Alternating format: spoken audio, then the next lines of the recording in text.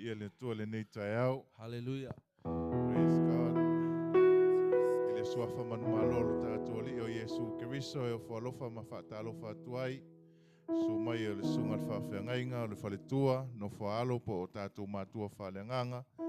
O le tina matua ia ana. Mese le sunga te taivi inga o le team. Ia mese le whanawiti. Whaatalofa atu le nei tai au le suafa manu malolo tātua li o Yesu Keriso. Malo le usu. Malo le wha malosi. Vi ia le alofa maleanga le lei o lo tātou atua. O le tātou a mata se te talo. O na ta apea ile tātou wasenga. Peo na masania ia sa taitasi. A whai te sila sila atu. E le aisa ufai a onga o i. Ia nofo mai tonu i. E te a onga sa i le a onga sa le sunga le whawhiangainga. Mātou vi ia ma whaftaia o elo mātou atua ele nei tai au. Tai au mātango fie. Mai a te oe wa e whawhangu ailo mātou ola. O e manawa ina le manawa fau o le manawa le ola i o mātou ponga isu. Wa fuai o na mātou toe wa aia le malama lama au le lei o la ua fio le nei tai au. Mātou whapea ifo lea. Vi ia oelo mātou atua e whaavavau. Whaaftai lau tausinga, whaaftai lau leo leonga, whaaftai lau puipuinga ilo mātou ola o mātou momoia i le napo le ngata i lea o lungo le ala na mātou uia. Mātou anga i mai le sauninga i le nei aso. Mātou whaafetai le atua ua e te le tu la fua ilo mātou ola. Anga le lei mai oe le ali ie. I le amataina o le aonga sā lau whanau le nei tai au. Ta maa wha mole mole, wha uu, wha aonga sā. Whaau fo i le whaalongo a alo ma whanau le ali ia le ngata i lea o le vasenga mātutua lo mātou atua. Ina ia te talala le lātou whaalongo ia la ngona lo whetalai mai ala mai au auna le awhai a o ngaina la upu le nei tai au. A matai oe, whae ue oe, i ume uma le manuia o le vi inga e fo i a te oe lo suafa Yesu o le mawala au atuai ala langa le whanau le atua. Amene, ma amene. Manuia le aonga sa.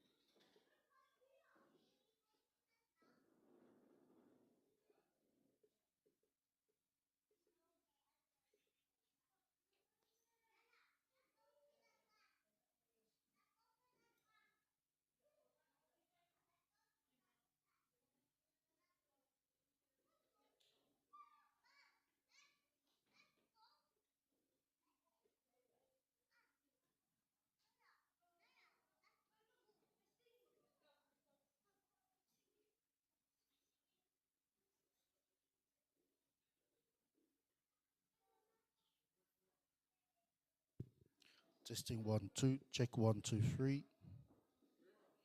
Check 1, 2, testing 1, 2, 3. Hallelujah.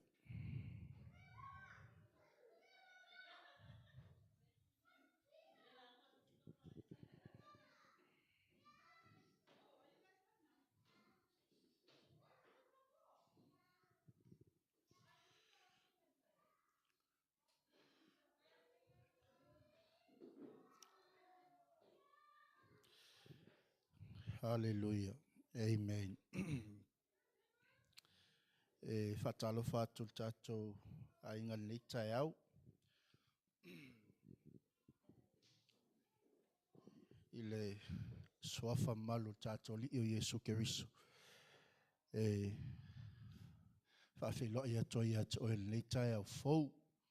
Mi ia le tua ilo nā lofa malona anga le lei. Whai fwoi on tātou toi whiloi i le manuia i le nei aso fau. Fua i mai e le tua mo i tātou. Whai i lau tus maa ul nei tai au so e le salamo lam tau poe se laus fulma le walu. If you have your Bible with you this morning, turn your Bible into Psalm chapter 118.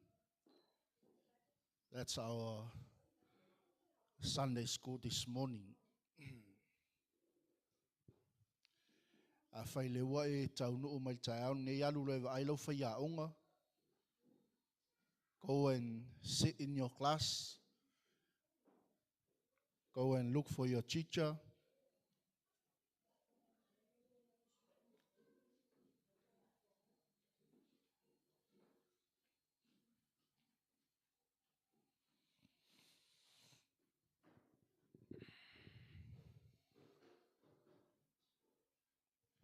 Watu fo i le mawhatalo whanei tai au I lunga o penga te whailangi.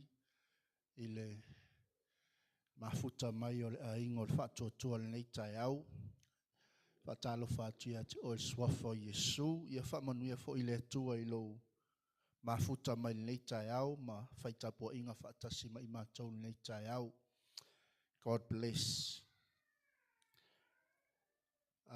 O le asal nei o le tu whaatasi le tātou wasenga I e lua o senga lima ma le au mātua. Ai o te whaamalosi le tātou senga lima e whaitaula o eskielu e tolu suma le fitu. Pei ona whaatulanga ina mo I tātou le aonga sa. O le tātou le sona le aso nei o le eskielu e tolu suma le fitu.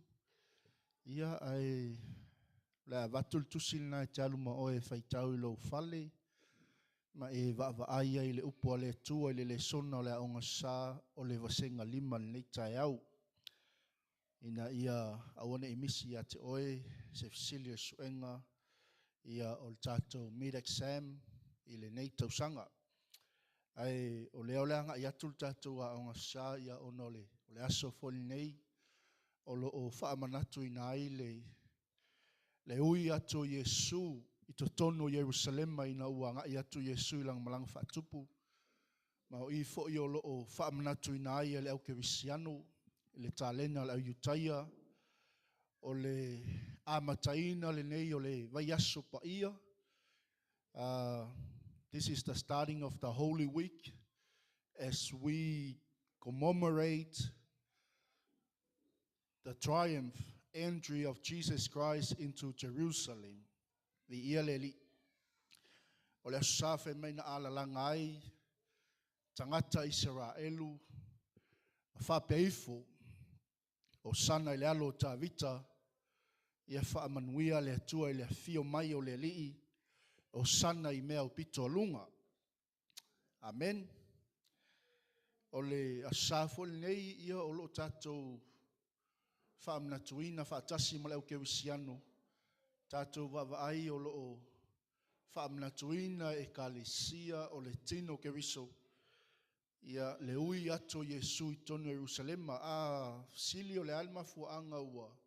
Wa ui ato a Yesu I tono Jerusalema. Why did Jesus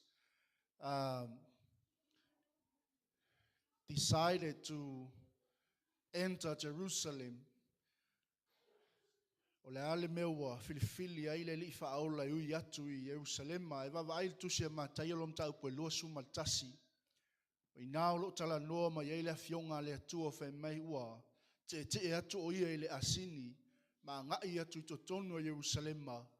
O le toe whaai loa muli muli atu lava lea o ke riso I lona nu. Ai le ia ngai atu o ia I lona maliu.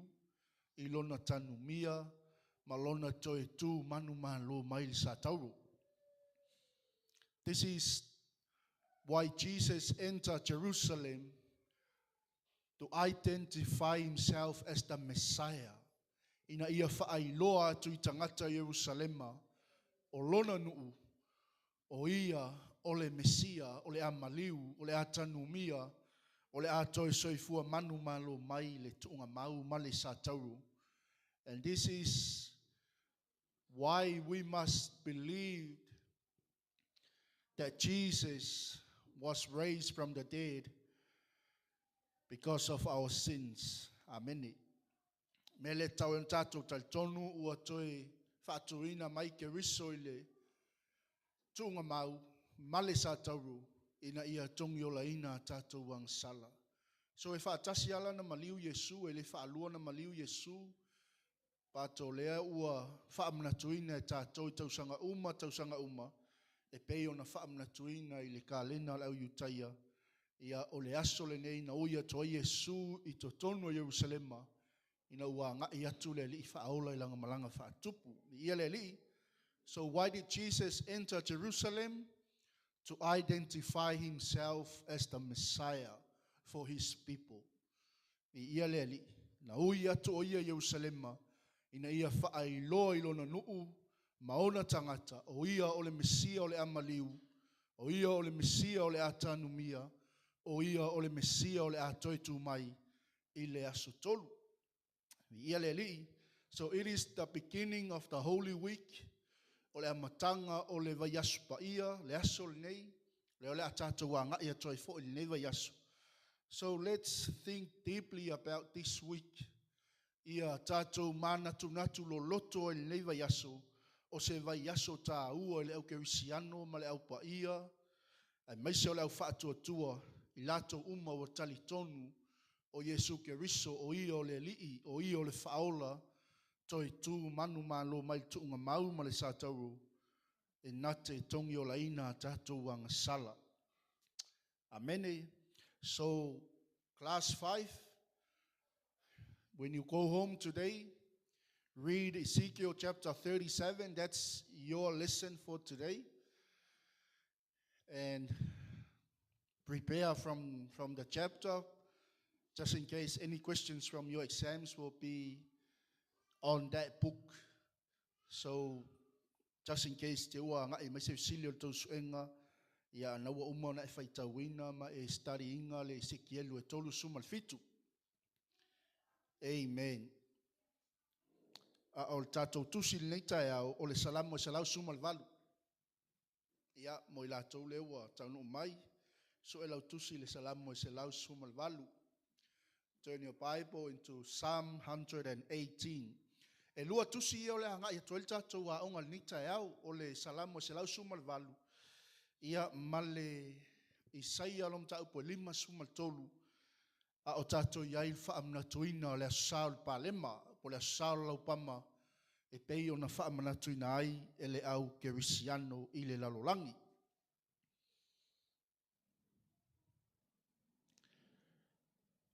O iai tātou salamu salau sumal valu.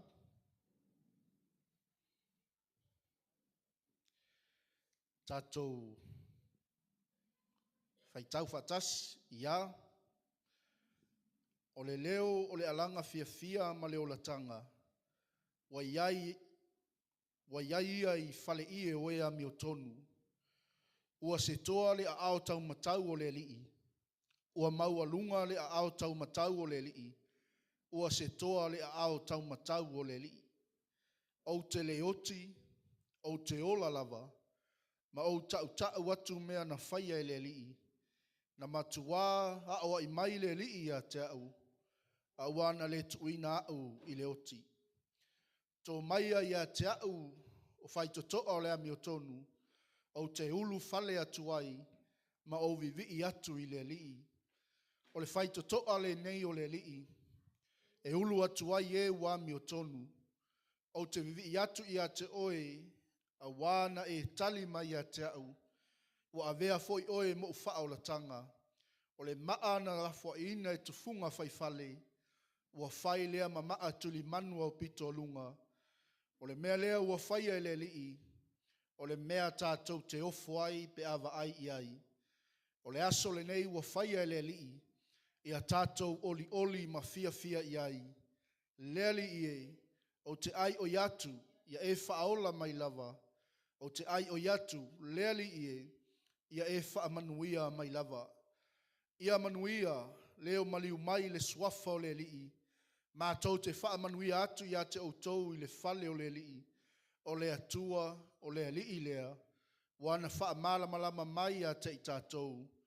Ina noa ia i maia le taulanga. Ia o i nifo o le whata whaitauranga. O oe lava lo atua, o te vivi atu ia te oe. O oe lava lo atua, o te whaane ne atu ia te oe. Vivi atu ia o tau i le lii. A wā e le lei o ia. A wā e whaavavau lava lona lofa. Hallelujah.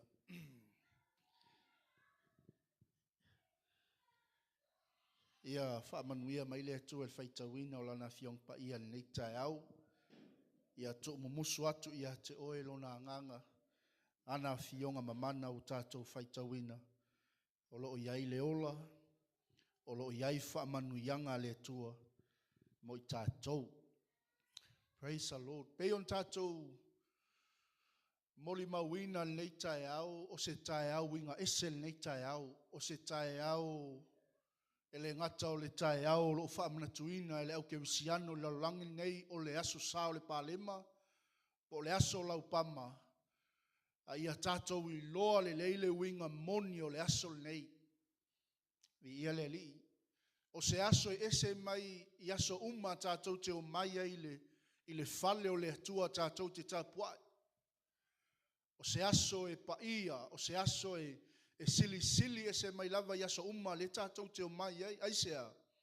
Le anga le aso nei le tātou te whaamnatuina ai. Le ui atu ai o le li i whaola Jerusalema i langa malanga whatupu. A wā o ia o le Mesia o le amaliu. O ia o le Mesia o le atoitu mai. Na ia ngai atu e whaailoa o ia i lona nuu. A wā e le tali tonu lona, le tele o tangata po o lona nuu i ata ia. O ia o le Mesia.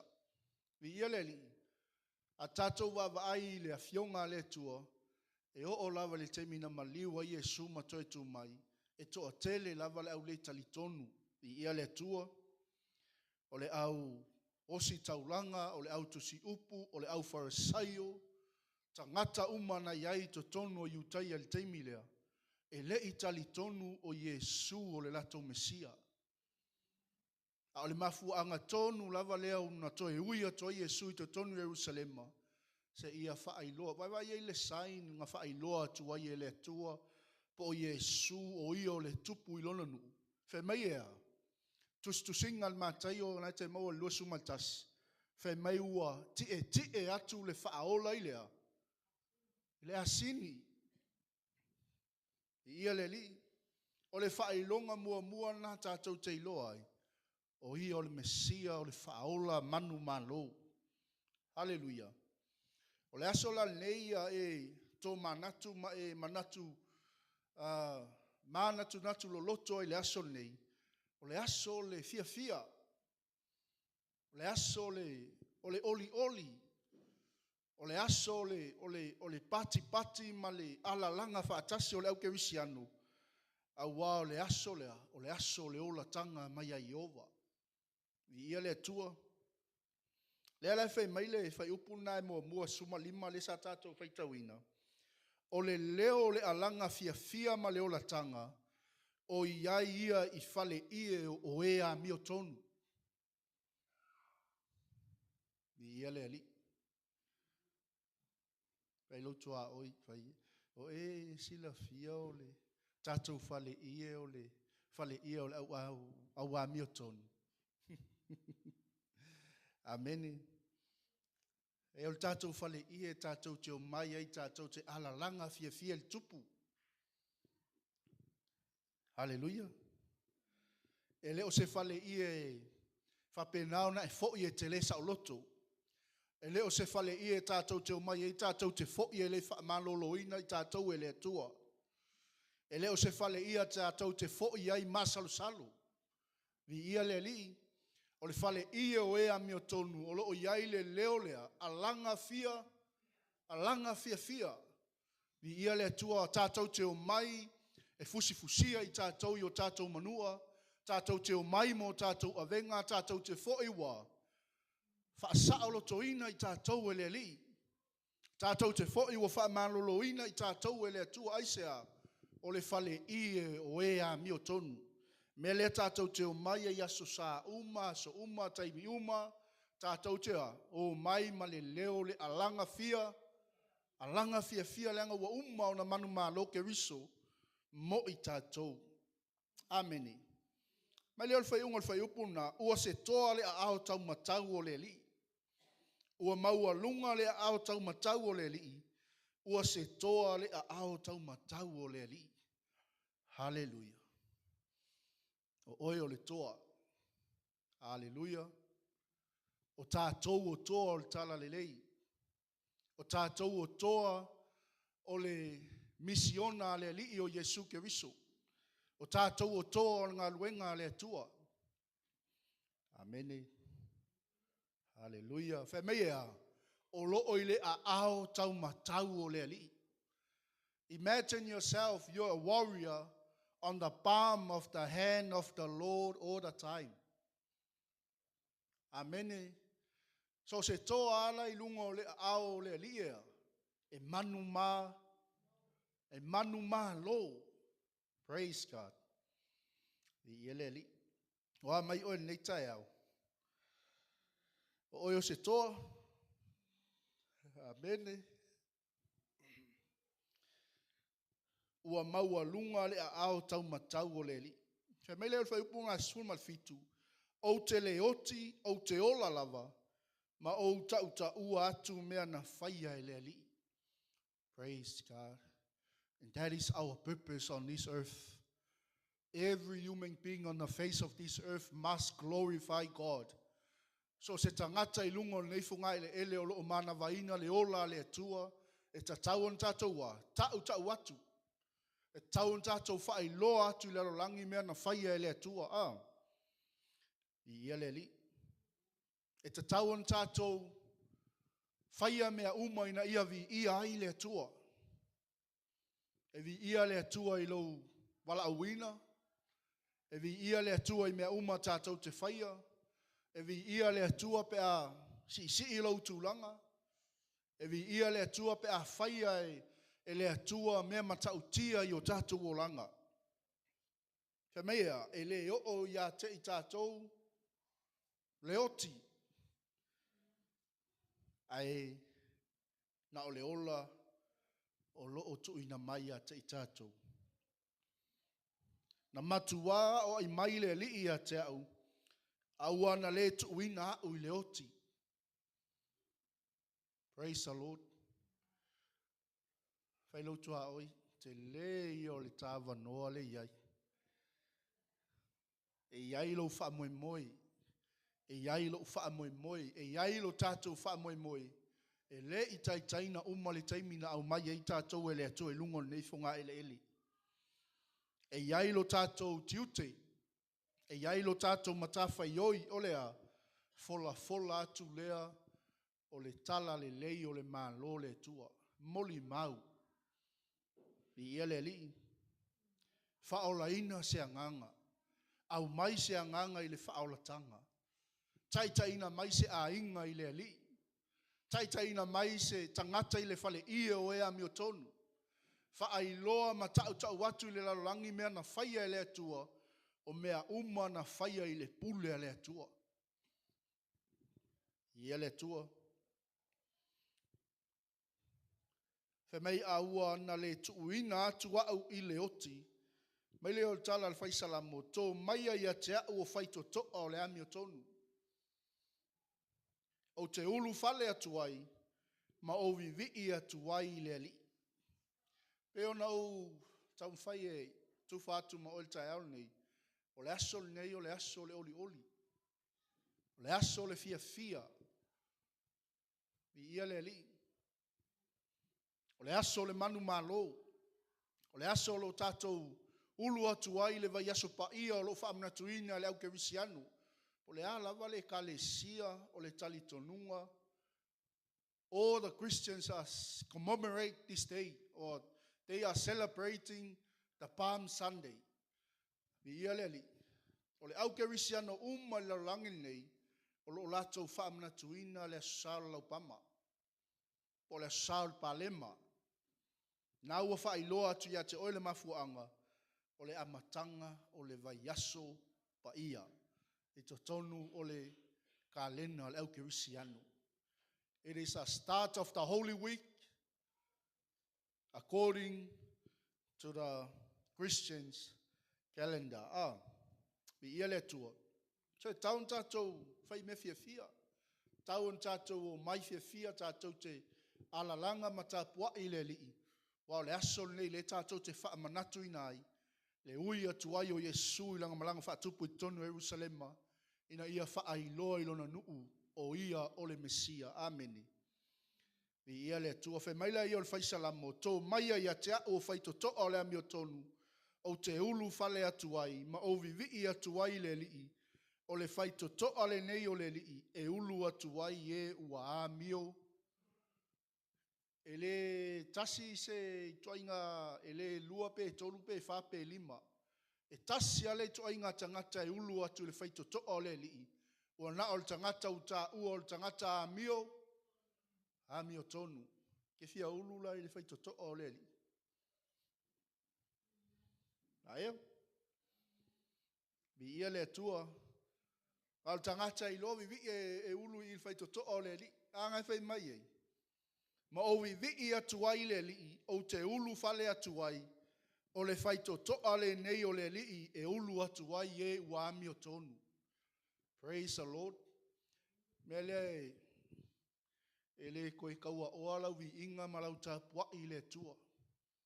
Anga fai mai e. Ngā kangaka I loa tāpua. Na o tangata I loa vi. Amen. O te vivi atu ai a te oe, a wana e tali mai a te au, ua a vea foi oe mo whaaola. Hallelujah. Praise the Lord. Ia tātou mana tunatu lo loto iai. The beginning of the Holy Week, le ua ngai atu Yesu I to tonu o lona nuu, whaailoa I lona nuu, o I o le Mesia, leo lea, whaapua ngāti a ina. Wheanu, whetongi maa, whaaleanga ina, mea umalawa, leo ua whaailoa ato Yesu I lona nu. Ia le tua. Ua avea fo I oe mo whaaola tanga. Awani tātou o maina o na tau ina whaatau nuu tātou tāpua inga I le tua. Awani o tātou o mai o se mea o tātou masani ai. Ia tātou o mai mo tātou loto atua. Peonga a matal tātou le sonal tai au nei. O le leo, o le alanga fia. Ia tātou o mai fia. Whapeo I tātou o tangata manu malo. Tātou te o mai e tapu wai. Fia I le li. Awa o ia, o le alii, o le whaitotoa lava ia. E ulu atu ai e ua amio. Amio tonu. Ai saula male mindset foi lele o le aso nei. O le aso tapua I le li.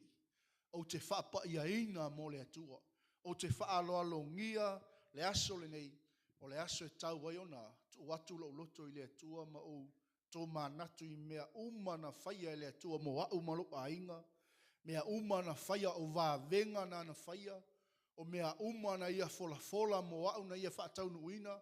O mea umana ia polo misi mo au na ia whaataunuina. O mea umana ia posisi na ia au na ia whaataunuina. Amene.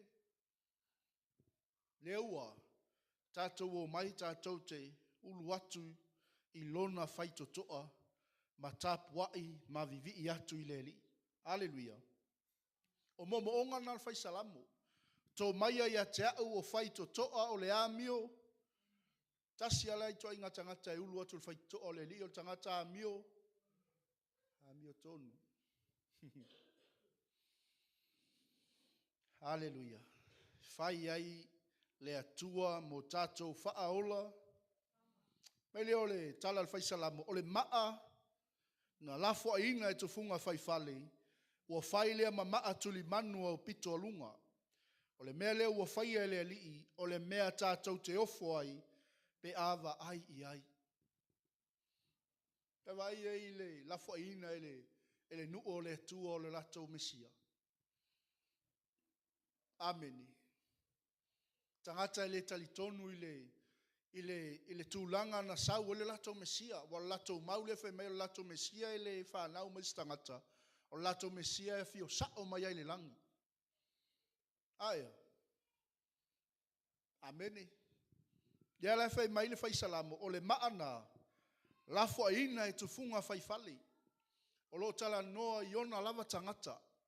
O lo tala noa i lona lava nu. Ua lato wa la foina lo lato Mesia. Maua lo maleva no tatonu ese. Le fa mawina le Yohane fe mea. A i lato umo e na talia o ia mawhaatua tua i lona suafa. Na ia avatu iai o lea manu. Ta ua i lato o whanau o lea tua. Ameni. Me le aua tatou te whata mala i lewa no tatou maua. Le ua whai ei oi matoa. Le ua whai ei tatou matoa o le ngā luenga lea tua. He gave us the privilege. Ke le i o lewa ngore au mai e lea tua ia te tatou. O ngā lao le. Wa la fo ina ia.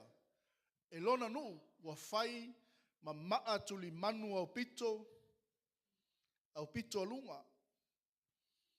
I ele tua. Whawai ngonga la foa ia e lona nu o le Mesia, turn lo ma le tua i whea. Ia te oe ma. Whaasanga lo ma le tua i nu ese. Lea laua, so se tasia, e whaatua tua i le tua, e whaatua tua i le alo, e whaatua tua i le ngangapa ia. Ua ia a vatu ia i le manuia, e tā ua i la toa whanau ale atua a. Amene. So ole ke le i o le avanua, le au mai e le atua ia te i tātou. Lea tātou te ola i lunga o le a ao le atua e peon tātou whaitau ina tai au nei. Le a ao tau matau o le atua. La e nofo ai e suifea. Le i tū tau matau o lona ta maa, o lo fautua mo oi, o lo fautua mo i tātou, i ia leli. Amene. Fe mai o le maa na la foina e tufunga fai fali. Ua fai lea ma maa tuli manu au pito. Amene. Mai o le mea ua fai e le li. O le mea tātou te ofo ai. Pe ava ai i ai tātou. Hallelujah. O mea lea e tau inu tātou whaftai. This is why we must be thankful. We must be thank God for the privilege that He gave us. Amen. To become a warrior, to become the children of God, so we can win souls for His kingdom. E leo se avangoa fo lele tātou te au mai kako ke ngofo ai. E leo se avanoa fo lele ngā kako o mai kako ke whaaliali raka o fufou le ka sau mga ikalo. E leo se avanoa ka ke sau ai fo lele. Amene. Le ai o le avanoa wa au mai e le atua. O mea uma tātou te whaia. Manu malo ino a nganga. O le whalau te le ino o lona malo. O le tau ina atu o lona finangalo i tangata. O le moli mawina o le whaoltanga Yesu. O mea uma tātou te whaia.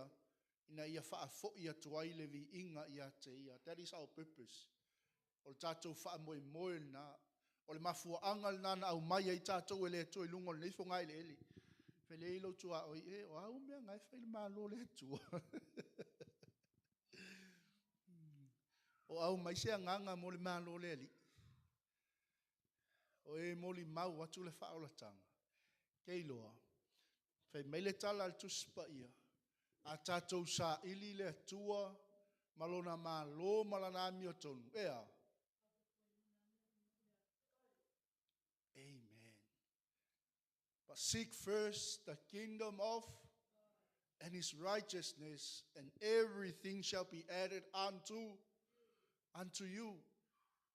Mea uma, so se mea te mana oi, so se mea lo e sa ili ai, so se mea lo e naunau ai ea, e whaia e le atua mo oe, pea e sa ili mo mua le maa lo le atua, malana amio tonu.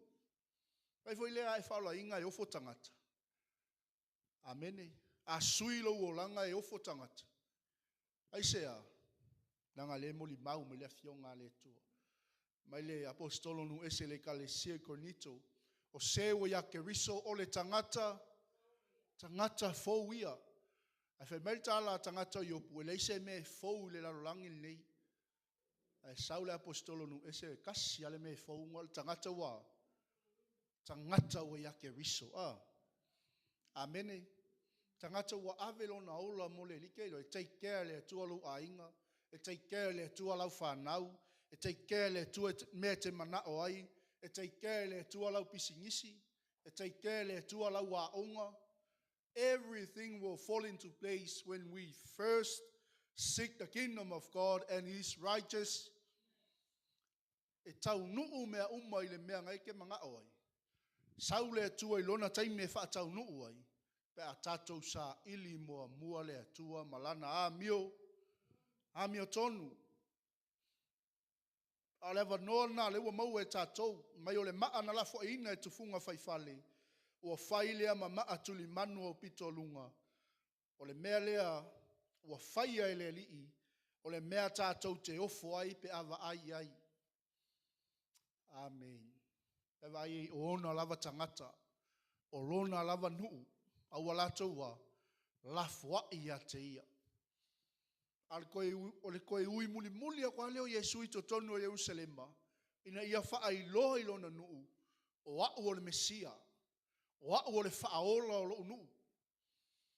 This is the last moment that Jesus appeared in Jerusalem to identify himself to his people that he is the Messiah. Amen. He is the Lord, their God. I say, langa wale talitonu tangata. Amen. Ia familia o le swa upuna ia, o le aso le nei wa fai ele li. Tātou te a. Amen. We must rejoice. We must be thankful. We must bow down on our knees and thank God for His healing, for His blessings, for His abundance, everything that He has done for us. Let's celebrate.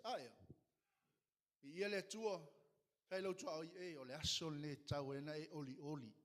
Tau e ona e mauti noa, o le aso le nei e amataina ai le vai aso paia, o le vai aso popua ngā o tātou li whaola, tātou te iloa ai o Yesu na maliu mo oe, o Yesu na toi tu e whaolaina a tātou wangsala, i ele atua.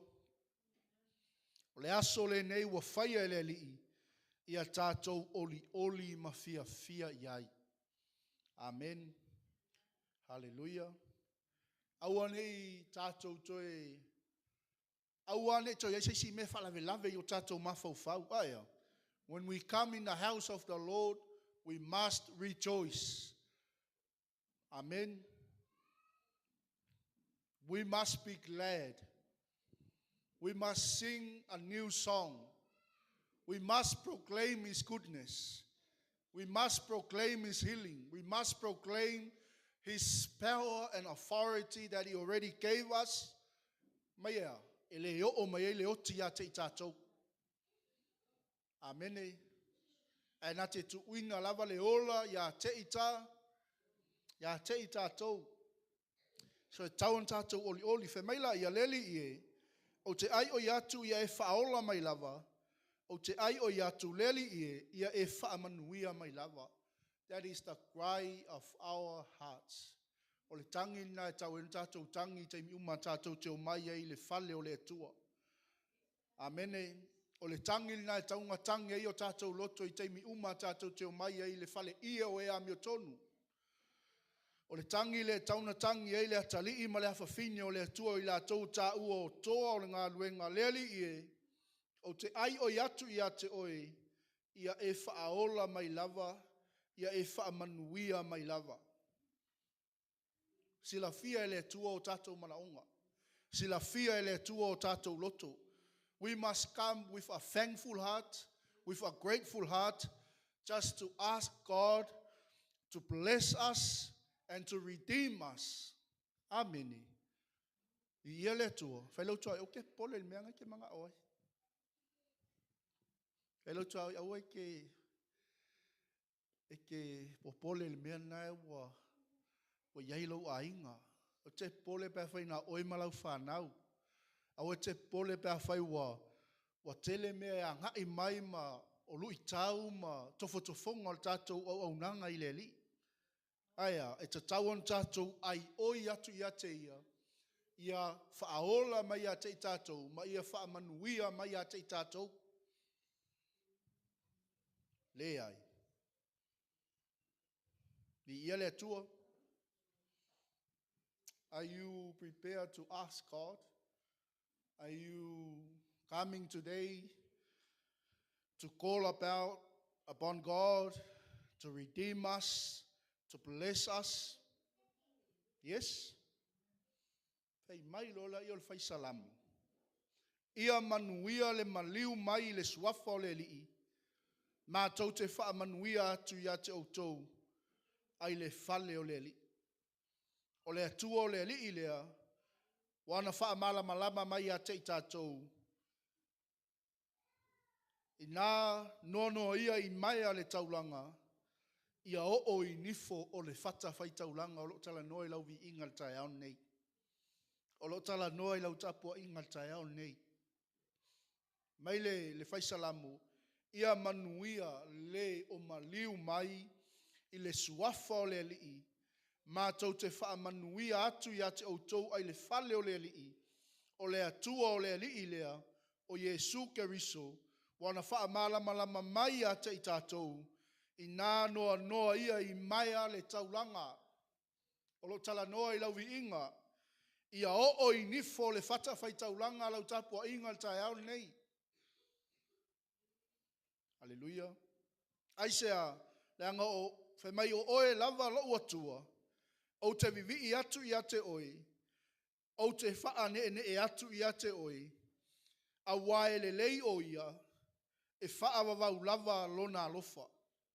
Oka kai a. Amene. Pe ona whatu e lua tātou tusi e tātou te wha soa i tai au nei. O salamo le se lau suma le valu ma le Isaia 5 suma tonu. Me leo le alanga pe whetau Isaia. Awai ea wa tali tonu ila mātou upu e tau longo atu.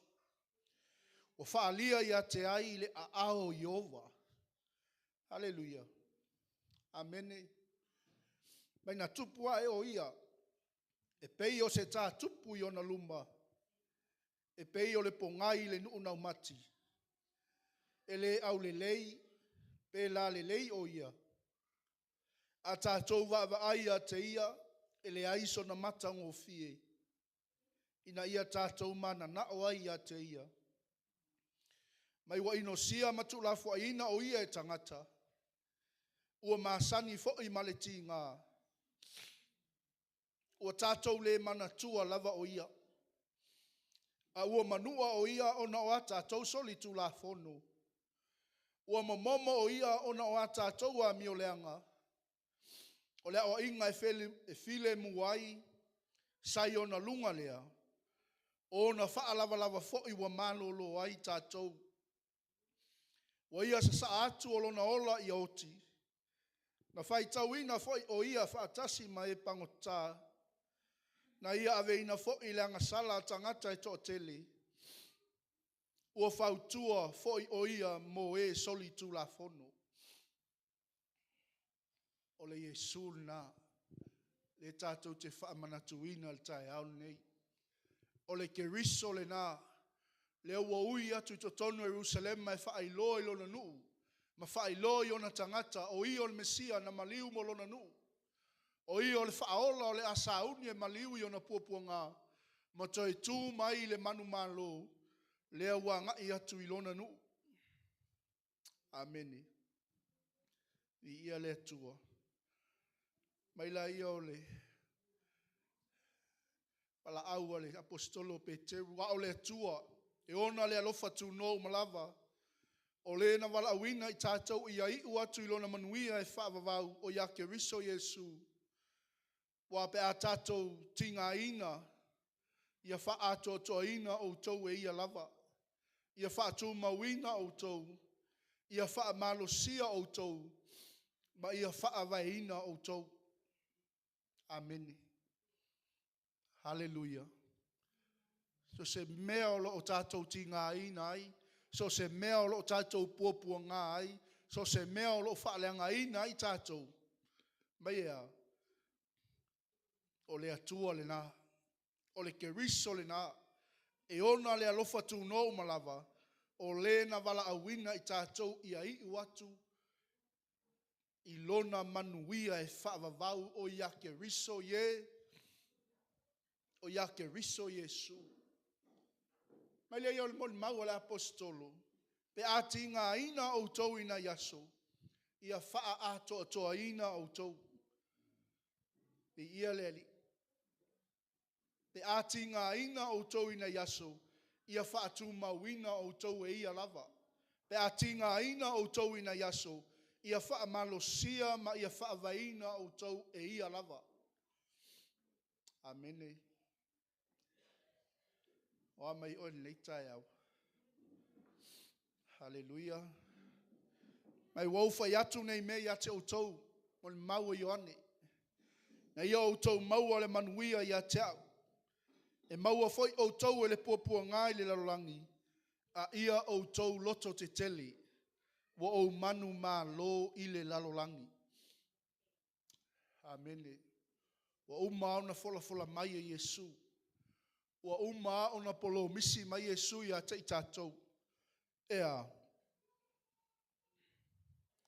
e maua i tātou i puapua ngā. I ia le li. A fe mai Yesu, wa ia te i tātou le manuia, o le whaatuatua, o le talitonu. Ameni. Hallelujah. Wa umaona manu malo ina Yesu Keriso, mea uma i lunga o le sātauro. Amene. Di ia le tua. Mai o ia fo'i wa tātou maua i le tongi ola i lona toto. O le wha mangalo ina o angasala, e tusa ma le oloa whaulai, o lona lofa tu noa.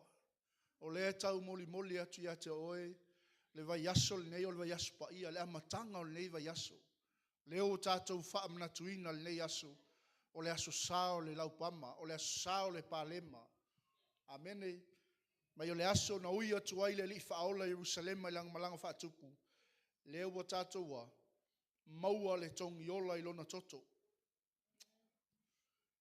O le whamangalo ina o tātou ang sala, le o tātou maua ia Yesu Keriso, ina ua e talia o ia, ina ua e whaatua tua i lona suafa.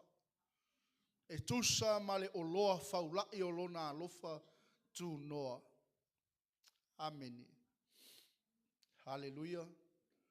Kaltia e tolu suma tolu na whaatauina mai tātou e Keriso e whaafanonga o tula whono, ina ua whaafanoina o ia mo i tātou, a wawa tu sia e whaafanoina i lātou uma, o e ua whaatautauina i le la au. Amene.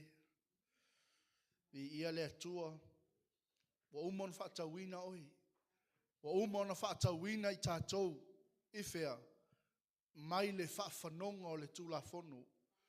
Le anga le whaafanonga o le tula whono, o le oti lea. Amene. Aua umon whaafanoina o ia mo i tātou, le anga ua tūsia e whaafanoina i lātou umma o e ua whaatautauina i le la au. Hallelujah. Praise the Lord. Na maliu la Keriso. E le ngata ua tongi o laina i tātou. E ala i le whaafanoina o tātou, o ia ona o tātou soli tū la whonu. A lea fwe o le asauni o ia e toi tū manu malo mai le sa tauro. Hallelujah. O le ata o lea. O le ata o le toi whaafou. O le ata o le toi whaamautuina o tātou tangata. I ia le li. O le ata o le toi whaasanga atu o tātou i le tua. Le anga o le tua o lo iai lea. O lo iai le lave i ina o i tātou umalava. E ala i le tātou whaatua tua ia Yesu Keriso. I ia le li. Mai le pereiva suma lima o le mea fo i lea o lo whai ai o ia mapuluvanga o le whea ngai ngā fou. Ona o lona maliu fo i e tongi o la ai ang sala. Na whaia a o iai le muai whiangainga ia maua ia i la tau o wala awina o le tofi e whaavavau na fola ina. Amene. I ia le atua. So i te le i o le tātou taulanga e whaafitai e tauna ave i le li. Te le i o le tātou taulanga vi inga e tauna whai le atua. Te le i o se ngaluenga tātou te whaia ina ia tātou amana ia aile alofa tu no le atua mo i tātou. Isai e whāsu mal whālua su mal lua. Wa au solo ia o tū la whono. Soli tū la whono e pei o se au liuli. Mauanga sala e pei o se au. Fo i mai a te au wāua o whaatauina oi. Amen. Hello tua oi. Let's go back to God. Tātou. Toi fo i le atua. Wa umon whaatauina i tātou. He has purchased us through his blood. Amen. Mai a wa solo ia e le atua tātou soli tū la. Mai e pei o se au liuli. O iwa vai se au liuli. Pei a tātou soli tū la fono pei o se au liuli. Ma tātou wangasala e pei o se au. Whai meila ia fo'i mai a tau. Au wāua o whaatauina oi. Alleluia. E le whaatuai mai le li i le mea na fola ina mai. Whaapei o le mata upo a istangata i le whaatuai. Ai pei tai. Wa ono sai mai lava o ia i tātou. Ona ua le fina ngalo i a whano se tas. A ia o lava i le salamo. Amen. Le ala ono sai hale li i se ia e salamo. Pai lo tua oi le ono sai me hale li i a tātou salamo.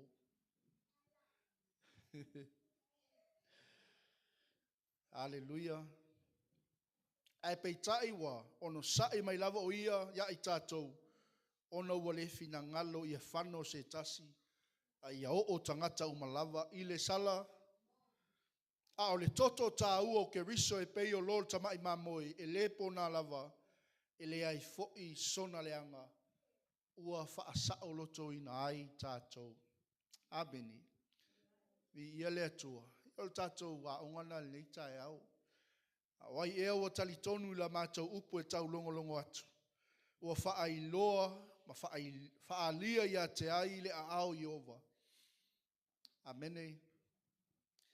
Ia manuia le o maliu mai le suafa o le lii. Mātou te whaamanuia atu fo ia te outou ai le fale o le lii. Wana whaamalama mai ia te i tātou. Ina anoa noa ia i maia le taulanga. Ia i nifo o le fata fai taulanga. Amanuia le tua ia te oe nei tai au. Amanuia fo i le tua e tusa malau whaafonga i lana upu. Awane ingalo ia te i tātou. Tātou mana tua. Le nei vai aso, o le vai aso pa ia. O le vai aso le amatanga, o le misiona Yesu. E anga i atu ilona maliu malona toi tu.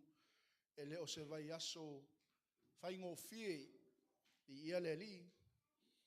O se vai aso tātou te wa ai e ona pōpua ngā. Malona whaaleanga ina. Ia o se vai aso fo i ole oli ma le alanga i le au kerisiano. O le vai aso o le manu mā lo. Ia whaamanuia le atua le nei tai au. Whaamanuia fo i le atua i si o tātou a onga sa i whai a onga. Ma wasenga taitasi le nei tai au. Ia whaamanuia fo i le atua le tātou tāpua inga. Ia i le anga le leo le atua le anga i mai o le kalesia. O lana whanau le nei tai au. Ia whaamanuia fo i le atua i le tino keriso. Le ainga o le whaatua tua mwhaion tātou mafuta whaatasi le nei tai au. Ia fo i atupea le vi inga ia te ia ta mā. Mātou whaafutai tele lava le nei tai au. O mātou whaalongolongo le tua i lo whetalai mai mo i mātou. Ia wale tua le whaafowino o mātou tangata. Wale tua le mātou toi wa ai atu lo mātou whaamoe moe ola. Wale lava le tua se mea mātou te sauwhanga ai. Se i vanga nā le tua le taulanga na e tāpena ina mo i mātou. Na liu tino tangata mai ai lo walo e to tasi. Na ia faile tongi ola mo i mātou tangata umalava. Tangata anga sala. Le lalo langi atoa. E ona mātou whaalongo le neita e au e solo i e sea mātou soli tu la fono. Pei o se au liuli. Ma mātou anga sala e pei o se au. O le mātou mafua anga lele li i mātou o mai. Yaso uma ma taimi uma. Se o mātou whaafetaia oe. Ma se o mātou whaamanuina ma si itia lo manu malo. Leo wa mātou manu malo ia ia itama. Mātou tatalo le li.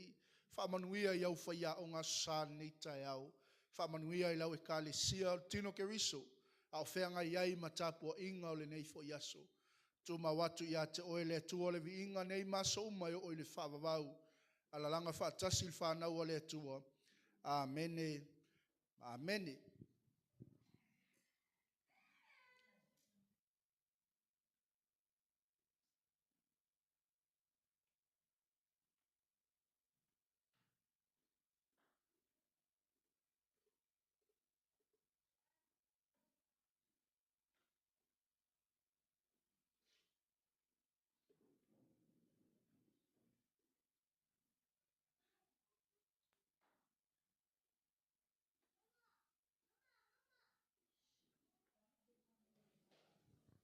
Just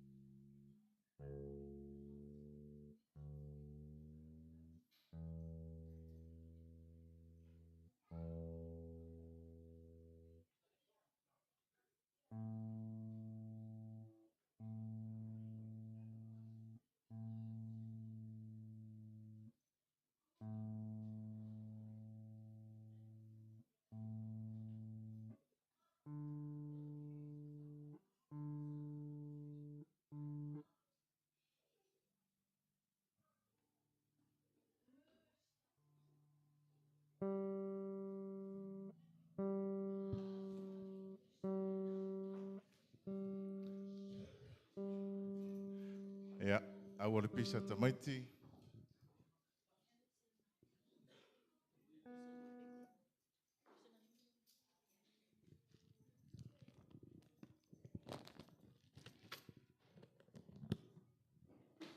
Le leile atua, taimi malava. Mene, ia, au le pisa tamaiti. Le nofo leilalo. Le la fa uma tātou a onga sa. Who is in Sarah's class? Oile tono vasenga Sarah. Okay. Sarah.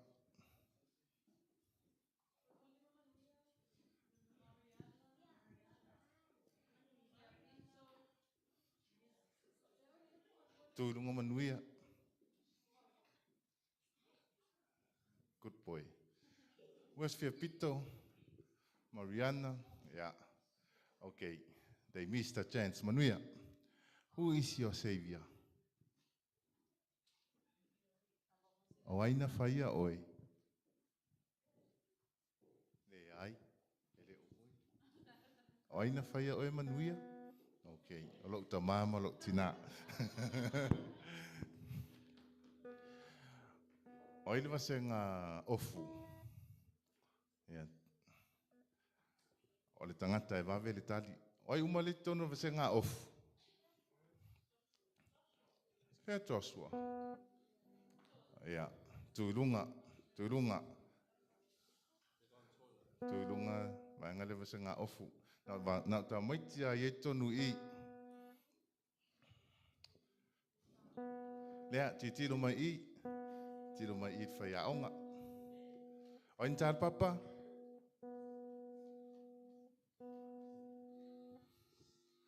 O in whauru waa.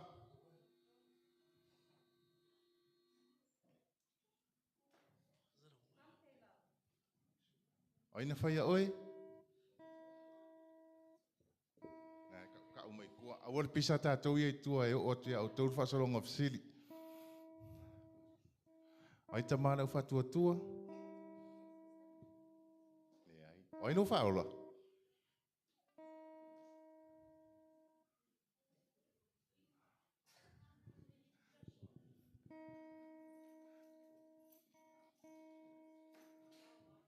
Le ai. O le. Keina kuilunga. Leo te whasa mua atu te le nanu atu. O ina whai a oi.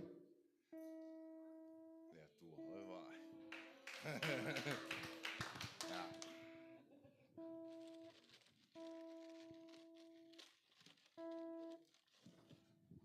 Ya, la whai ronga. Ya ngofo lalo sanga lea. Tuilunga. O le vasenga ila so. Vasenga sese. Te wala au I tamite to o lua me le vasenga sese.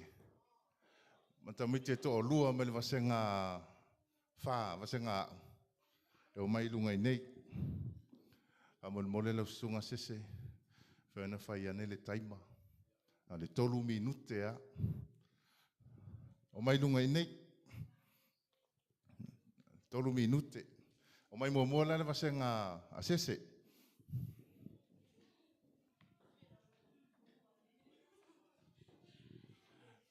Na ufai atu e aua le tau ua tali. Lei to lua. O e piki mesto to lua. O ai. Ia o mai uma. Lei tele, o mai uma e vave ai. Tolu minute wha mole sese. O upu I e tonu I. O tusi o le whenga inga tuai. Tau te ngā lulu e whaatasi. Na o le tolu a minute. Wha solo ngā sao. Wha solo ngā sao. Ngal whai mai au sese wa uma le taime le uma. Ia, o lalo. O tusi o le whenga inga tuai ke nese tau le a. Malaki. Ia, saungi sese. Ready. Go.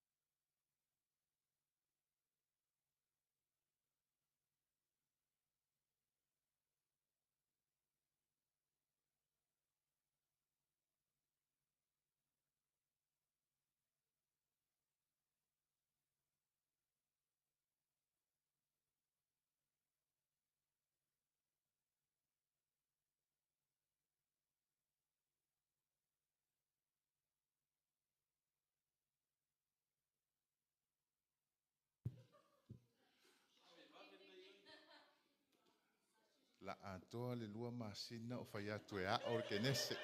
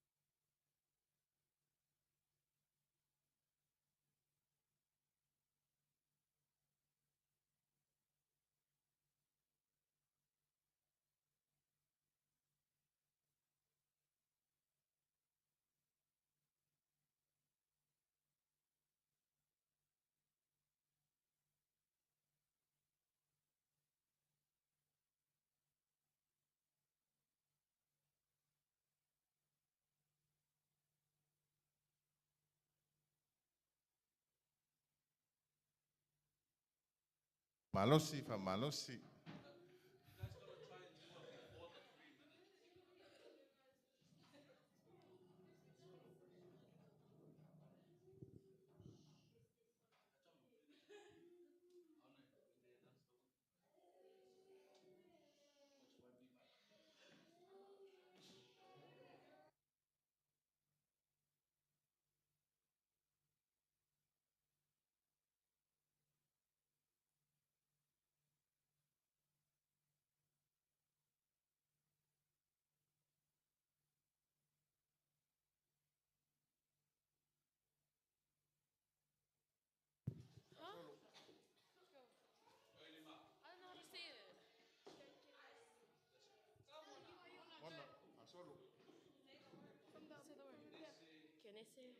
Ke,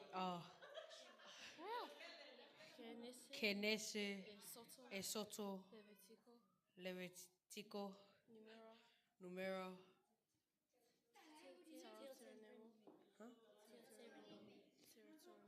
Deuteronome, Yeshua, Fa'amasino,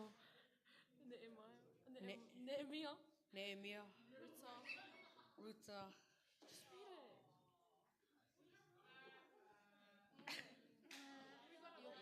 Iopu, Ia, mai se pati mo le vasenga lua. Ia no foi lalo.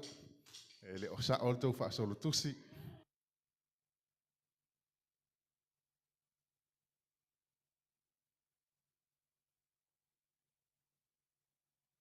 Tasi ni minute mo le vasenga fa.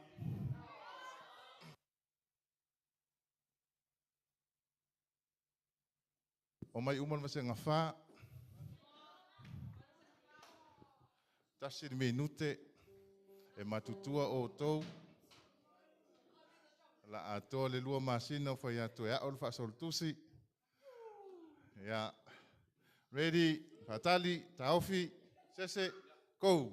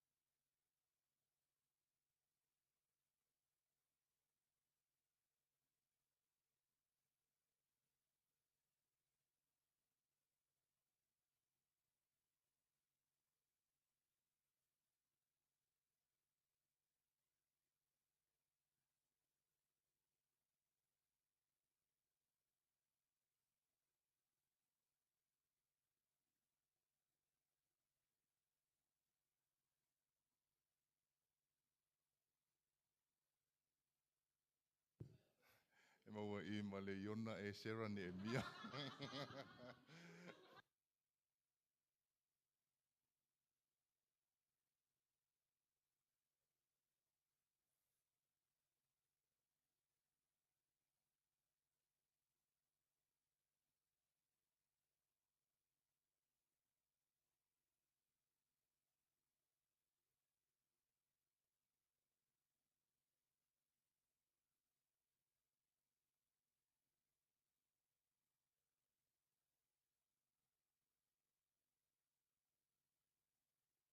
Ja, aves pat mo vasenga fa. Ja.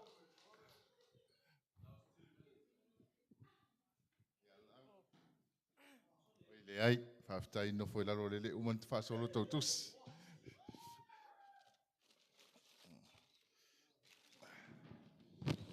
Ja, sau de sui or vasenga tolu, sau de sui or vasenga wha, vasenga lima,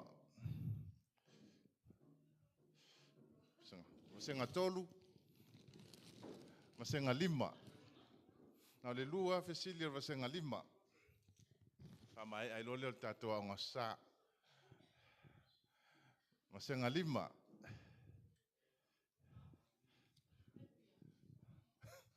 Ja, e lua fesili.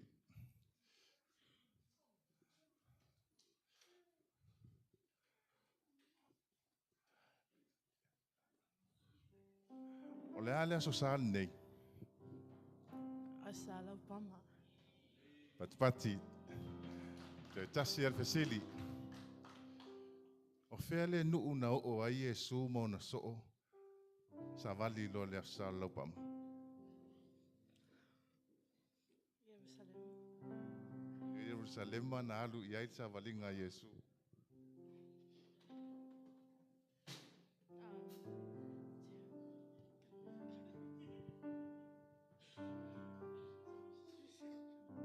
Mai se fesili.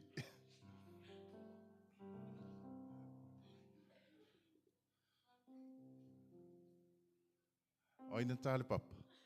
Oro tama. O mosere oro. O le alimena puna mai ai. Ole vai. O ina feinu ai. Isara el mulata man. Patipati mo masenga lima.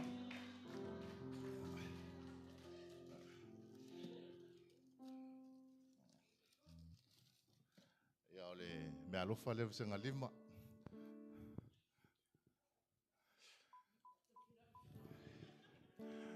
Malofa tair fa malosi fa nau tau tuanal fa solutusi.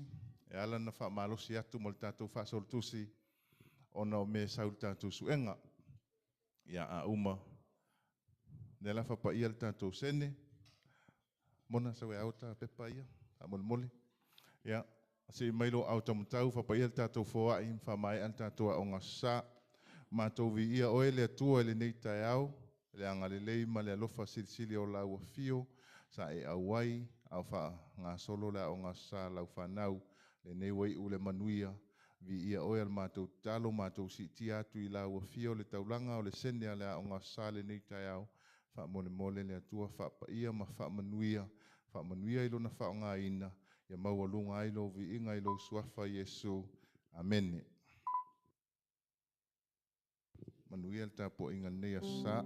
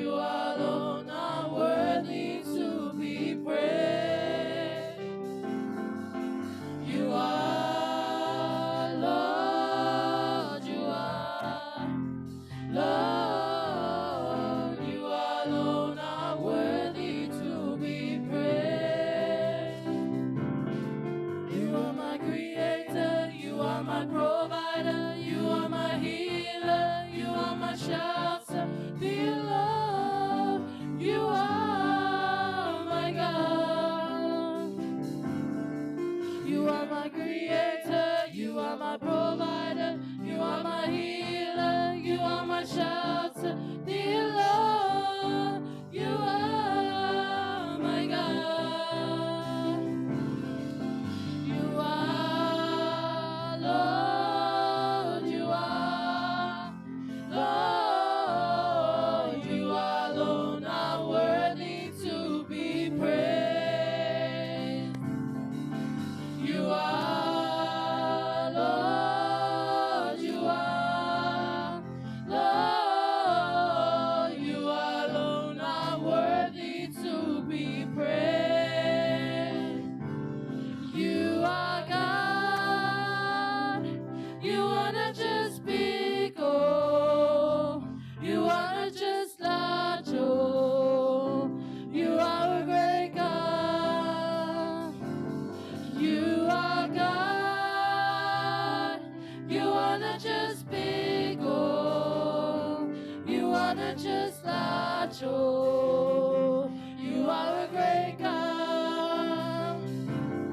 You are big, big, big, big, big, big, big, large, large, large, large, large, large, large, great, great, great, great, great, you are a great God.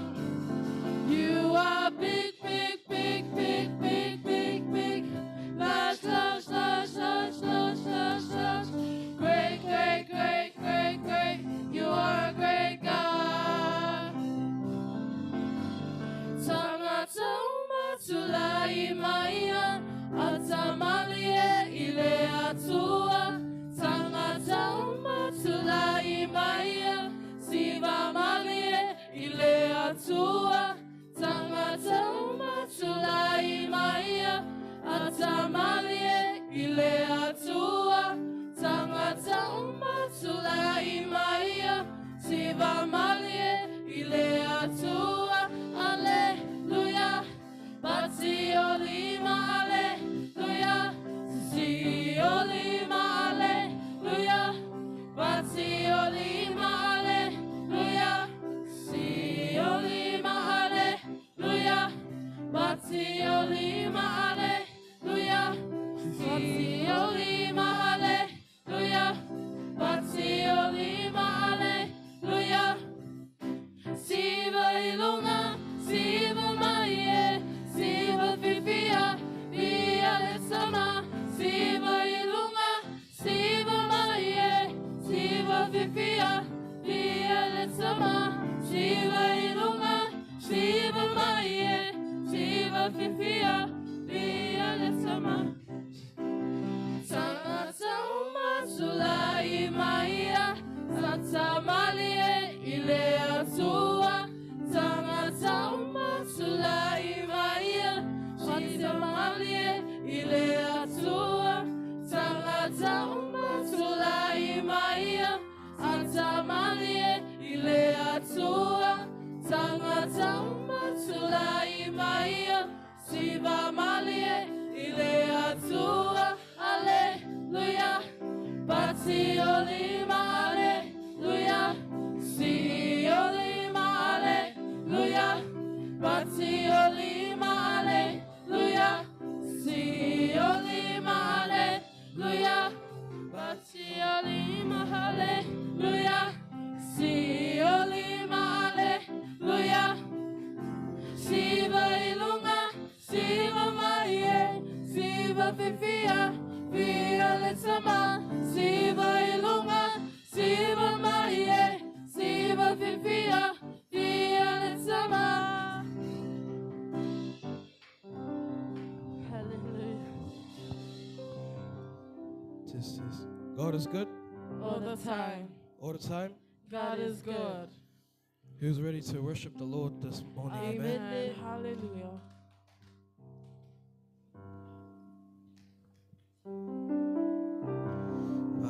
Hallelujah. Momo te whatalofa atu le Amen. sunga whawhengainga. Malana whaletua. Ha'o malato whaletua. Te akono malato whaletua. Ai mai se fo ele tatou ainga I kalesia le neta ea. Amen. Also warm greetings to our live this morning. Welcome in the name of our Lord and Savior Jesus Christ. Amen. Before we get started, I'd like to read out, just read out our scripture as we prepare our hearts to worship this morning. Amen. In Isaiah 6, it talks about Isaiah's vision of God. Amen.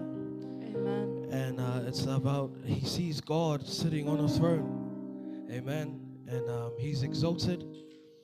What's the scripture that really touched me as I was going through the word this week is above him were seraphim, each with 6 wings, 2 covering their face, 2 covering their feet, 2 flying, and they said to one another, Holy, holy, holy is the Lord Almighty.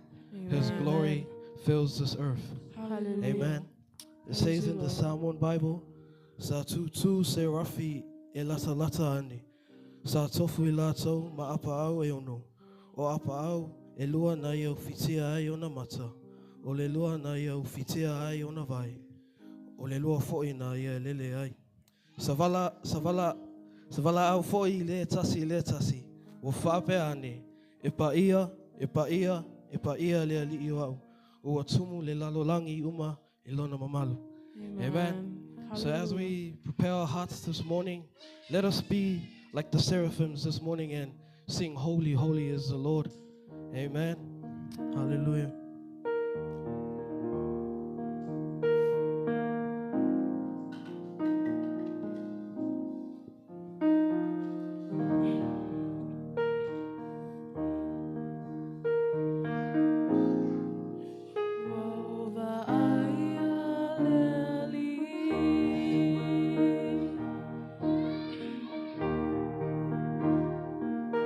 Ilona no fali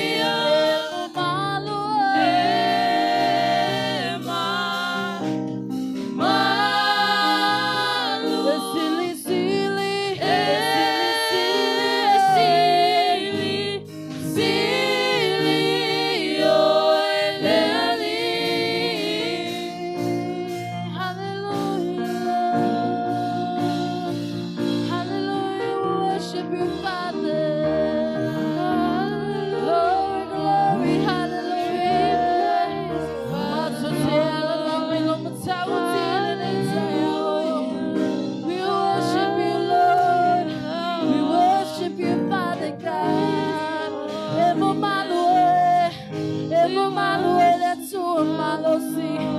It's a tower in Tel Aviv. We worship you.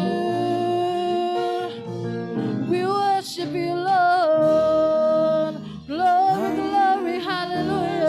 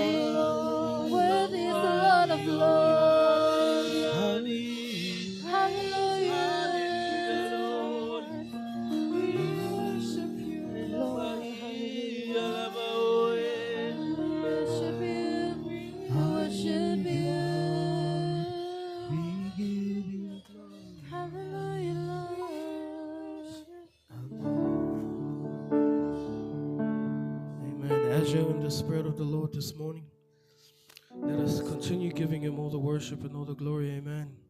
For He created us, Lord, to be in this earth. For He is our healer, He is our protector. He is our Father, Lord. Let's just continue to worship Him this morning. Hallelujah.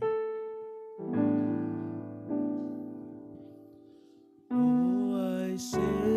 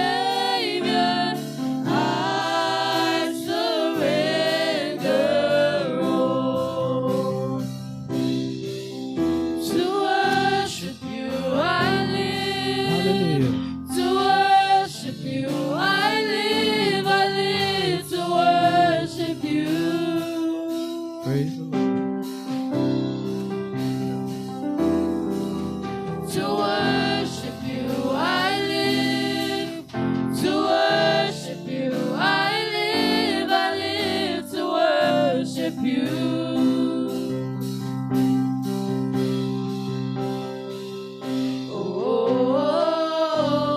Why don't you thank your God this morning? Why don't you thank Him for His sacrifice? Thank you for His love. Thank you for His mercy. Just thank God this morning. Hallelujah.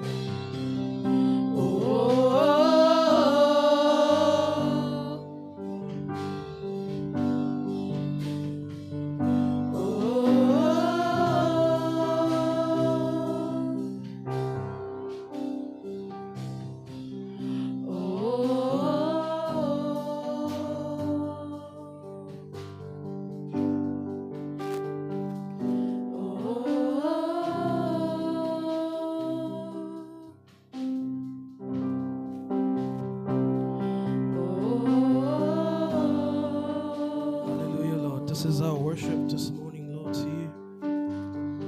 Lord, we give you all the glory, all the worship. We praise you high in this building, Lord. We thank you, Lord, for everything that you've done for us this morning, Lord. We thank you, Lord, for your sacrifice. We thank you, Lord, for your creation, Lord. We thank you, Lord, for having us here to worship your name, Lord. Lord, nothing can compare to what you've done for us, and this is all we give you, Lord. We thank you, Lord, for this opportunity to come into this house, Lord, to worship your name, Lord. And we just pray, Lord, for our word, Lord. We pray that it gets to the people, Lord. We pray that your word touches our hearts, Lord. I pray that you accept our worship this morning, Lord. We give you all the glory and all the worship, Lord. In your name, amen. Sauni e whaalongo le upo le atua nei tai au. E se mai ai tato pese. To worship you, I live. Sing a new song unto God. To worship you, I live to worship you. Prepare yourself to hear from the Lord this morning. To worship you, I live. To worship you, I live to worship you. To worship you, Jesus. To worship you, I live. Ele vatu ai sau To tau worship le you, tua. I live Tapai to a worship you. Wi atu ya teia. Oi o le tupu ma le li o li. To worship you, I live. To worship you, I live to worship you.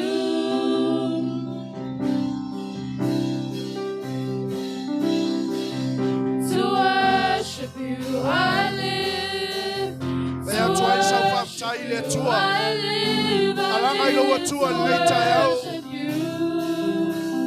Yes, Lord, we worship you. We magnify your holy name. To We bless worship you. you, We I also, we thank you, Lord. To worship you, I live to worship you. You are the King of kings, the Lord of lords. E lava saisi mātou te pati li mai. To worship Mātou you, vivi I ai. live Ia oe le to tua. worship you. I live to worship you.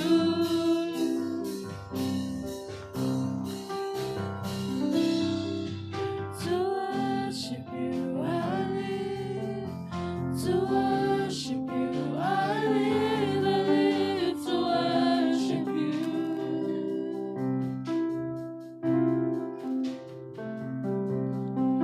To worship you, I live to worship you. I live to worship you.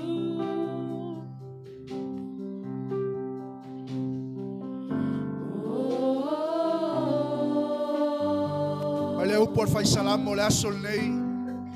A tātou o mai le fale ia o e a mio tonu. Ia noa noa. Mai o lau taulanga ina ia o inifo le fata fai taulanga. Te tu ai le mamalo le tua le tai au nei. Mai whape ai foi lau tama o a ule nei lau atua. O sau i au luma ma le anganga o le wha maua lalo. Te mana o mia le ola, te mana o mia au wha manu ianga. Le atua wau sauni, le atua wau tapena. Te whamanuia ia te au. Le sei se tau fia o e whea su sau tala i le atua le tai au.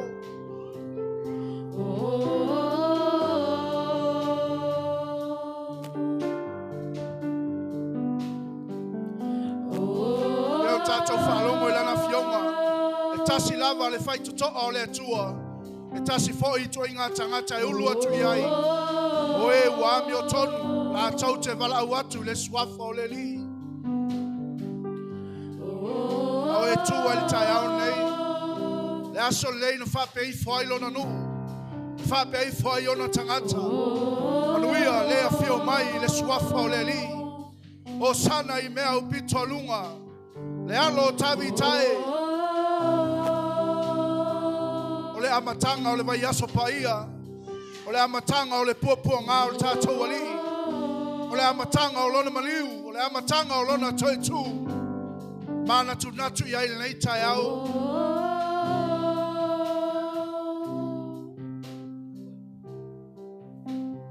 Na ia whaailoa atu ai lona nu. O ia o le Mesia. O ia o le whaola. O tangata uma.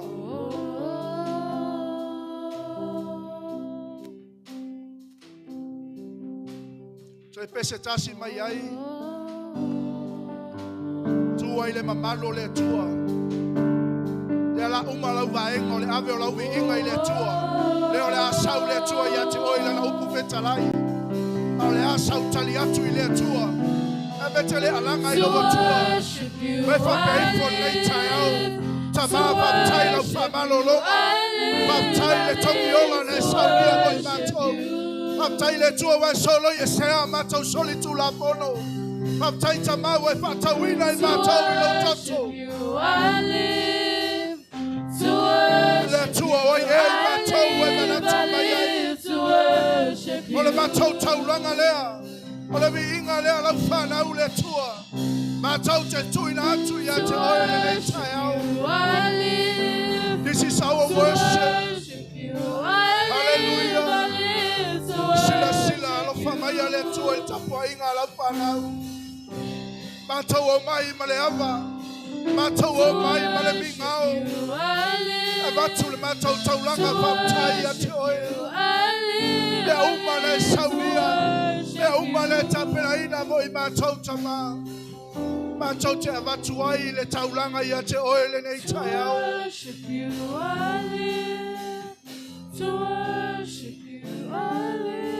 Baptai tele le tua. Le tongi ola le tapena ina mo i matou. Tai tama. Wana saili le langi, male laro langi. Ele ai lava se tasi e anga waa le tua. Ele liwa i lo lava lo pele. Na ia saunia le taulanga mo i matou tama. A matou lau lau tutu nei tai au le tua. You are worthy of it all. A ma lau sila fanga le tua. Ele aisa matou ami o tonu. Matou ami o tonu e bismisia pe i o le mai tama. Ele aisa iso i matou wa mamama ato toa. O matou tutu i lo mamanu tai au nei le tua. Matou te mana o mia lau faa o la tanga tama. Matou te mana o mia le tua le whamai no matou. Matou mana o mia le tua. Le tuina atu ato matou mawhawhau i atu. O e maua i le malolongo matou amanga. O e matou te maua i le tua le ola tanga. For from you are all Mawhetai o lo e lata lata mai pea i ate matou tama. We worship you. You deserve We give you all the glory.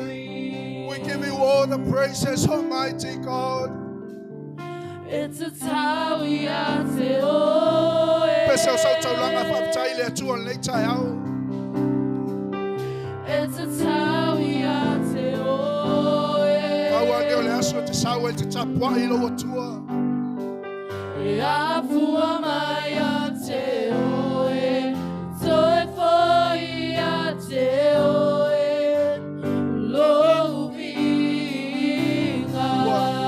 Hallelujah.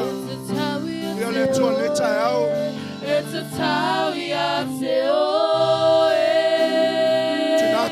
no le lau au na le tua. It's a Sunga le time o ya mai lele. Wa le upu fola fola le tua mo tātou nei tai au. Mamanuia le tua la whaafonga. Toe foi a te oe, lovinga. It's a tawi a te oe, it's a tawi a te oe.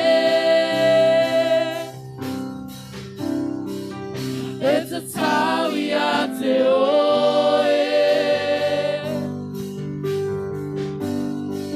E a fua mai a te oe, toe foi a te oe, lovinga.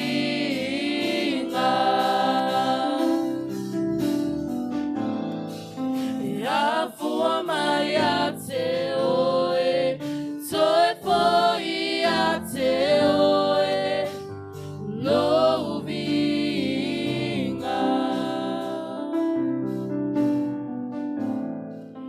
For from you are all things, and to you are all things. You deserve the glory. For from you are all things, and to you are all things. You deserve the glory. Hallelujah. Thank you, Jesus.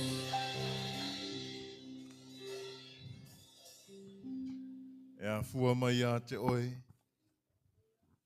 e toi fo'i atu i a te oe, o lou lava vi inga lea li e. Whaafetai ta mā, whaafetai lo wanga le lei, whaafetai lo alofa. Malamalama mai au whafonga nganga pa ia, i le tāpua inga lau whanau.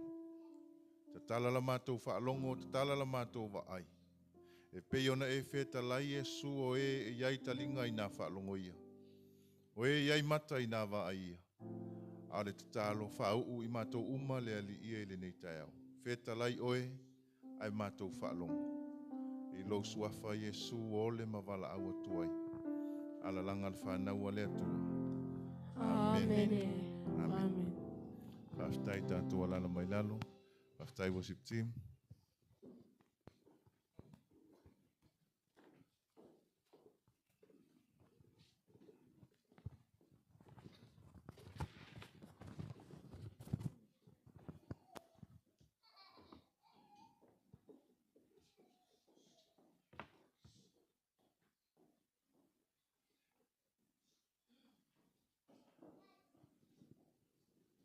Ele leile atua.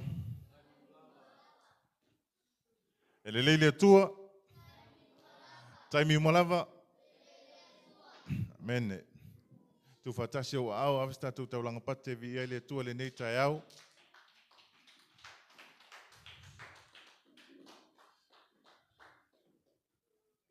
Tu fatasi o au, avista tu taulanga pate vi ele atua le nei tai au. Mene. Ina watini lau o se wha moe moe na mo mo'o i ai lo loto. Ma e nau nau i ai.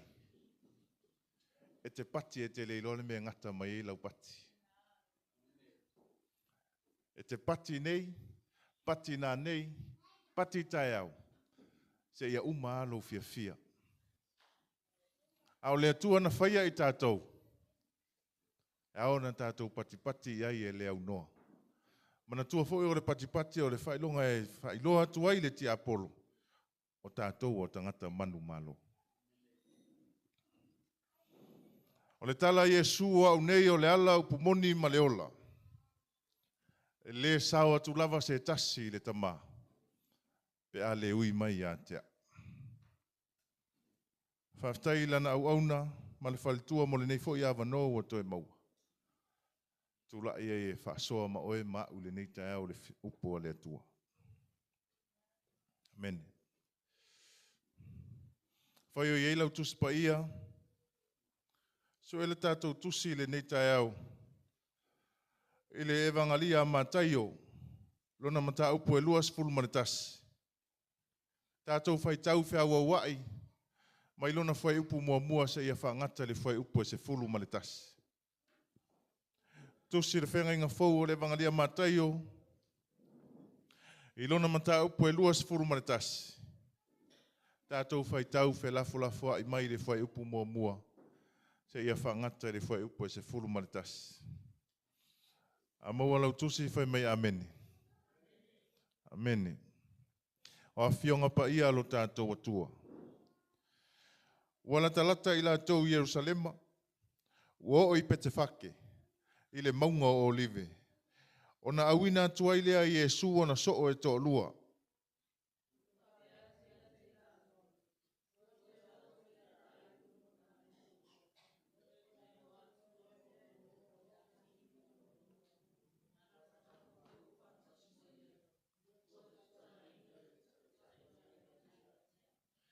A whai fo e whai ane se tasi se upu ia te o lua. Ia o lua whai atu. E manao i aile li. O na tuu loa mai ailea e ia.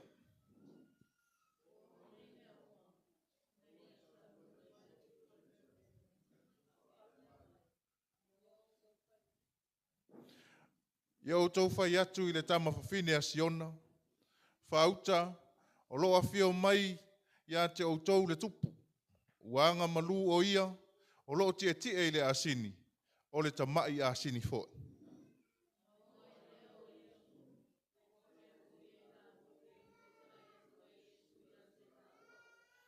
Wala taita ina mai fo i le asini, ma le tamai asini.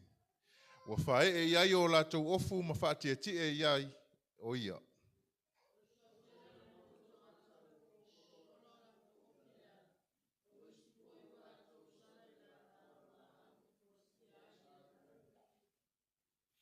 O le moto o tangata, ua mua ma e ua muli.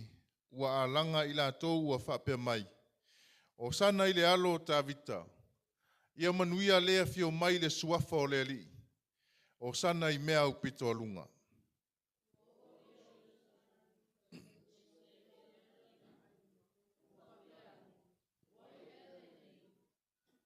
Male whai upo e sful maltasi.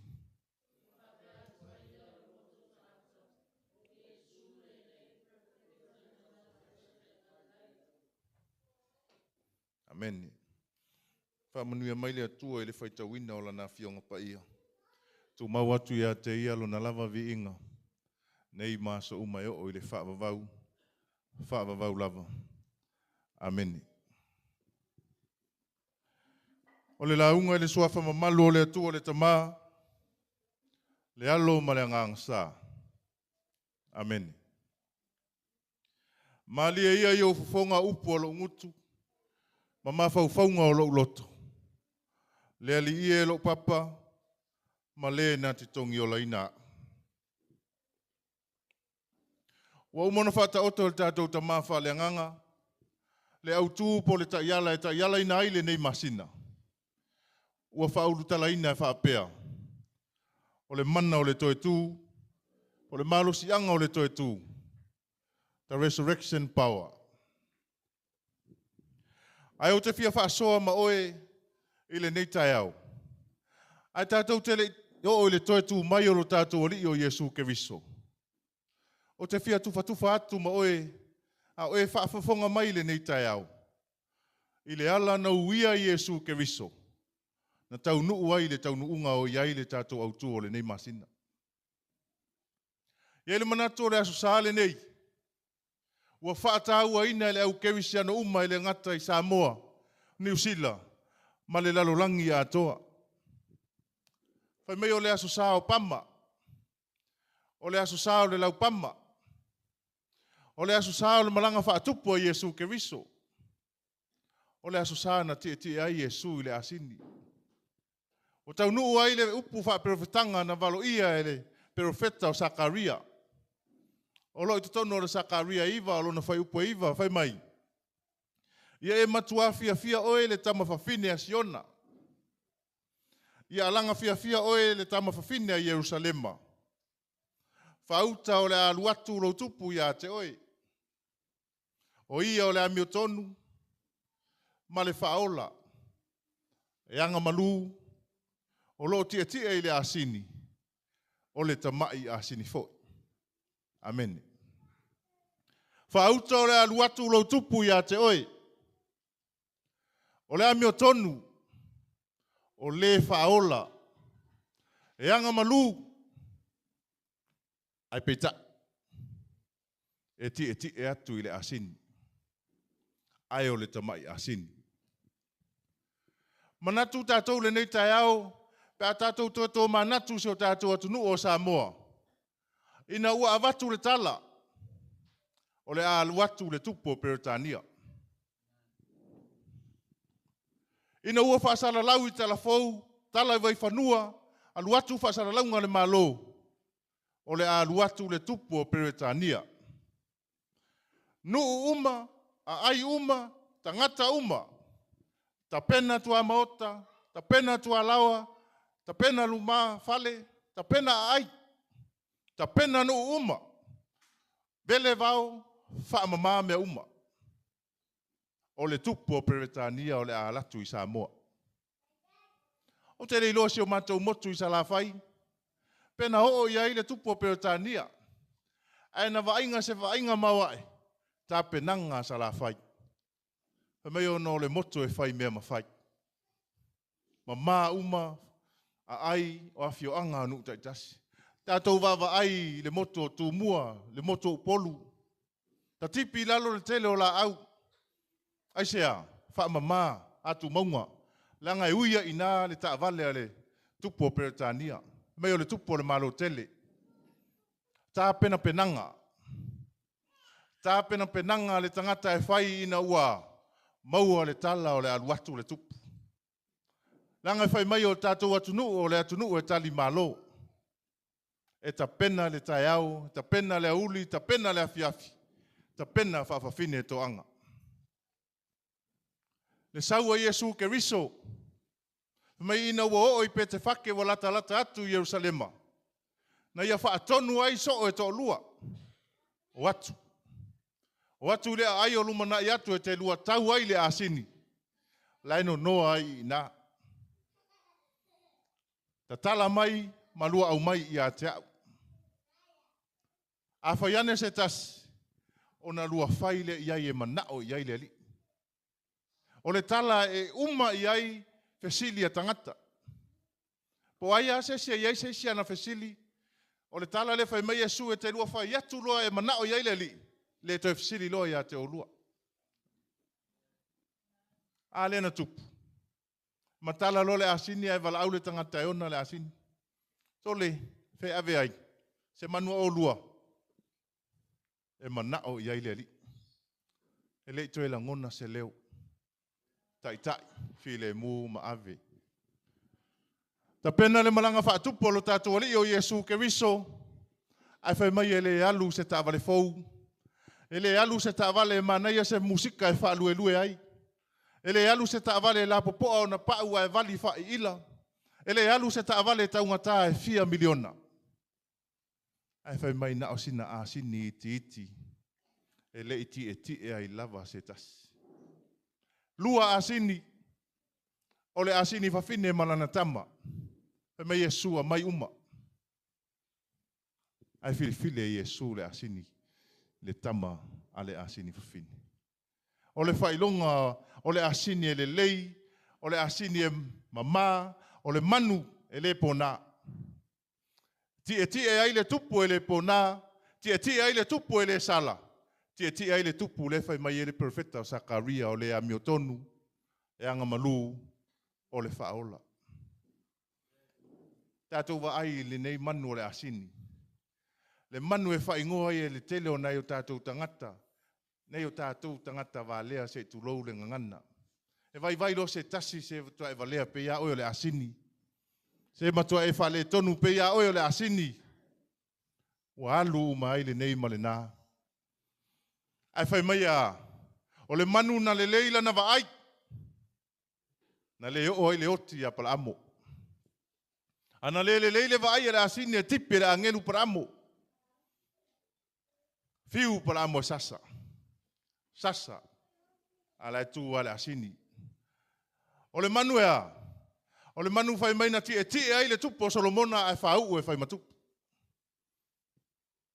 Ole manu e tā ua e totonu o iutaia. Ole manu e malosi. Ole manu e file mu. Ole manu e atamai. Ole manu e anga malu. Na fili ai e le tangata e loto mawalalo. Na fili ai e le tupu o le li o li. Na fili ai e le tangata e le aisa na sala. Le manu e le sala. Le tamai asini fafini. E alu ai langa malanga fa tupu i Yerusalema. Lale ua sau le tupu. Lou tupu, le tātou tupu. E whaola, e anga malu e amiotonu. A leo te tala ofu. Le aso le nei, le aso e tā ua. Se minute o lou soifua e te mawhau loto ai. Le tā ua o le aso le nei. Le aso le nei, na ta pena ai le tangata, na sui tulanga ia te oi. Le aso le nei, na alu ai, malona iloa, le taunu unga o le ao iai, lana sa valinga. E ui na fai mai maalanga tangata, o le malanga whaatupu a Yesu Keriso i Yerusalema, fai mai o sana i le alo ta vita. Ia manuia lea fio mai le suafo le li. O sana i mea upito alunga. Fola ofu, fola laupama. Tie a Yesu, malililo manatu. Pua ngā lai whaatali mai. Pua ngā lai whaatali mai. Le sasa matui lale iai mea maai. E tau le tua, e tau le tino. Mai ele itali se upu aisea. Ona oe mau le tangata angasala. Na punou. Na sali mai ano. Tolu iwa tā. Whamata ya oe.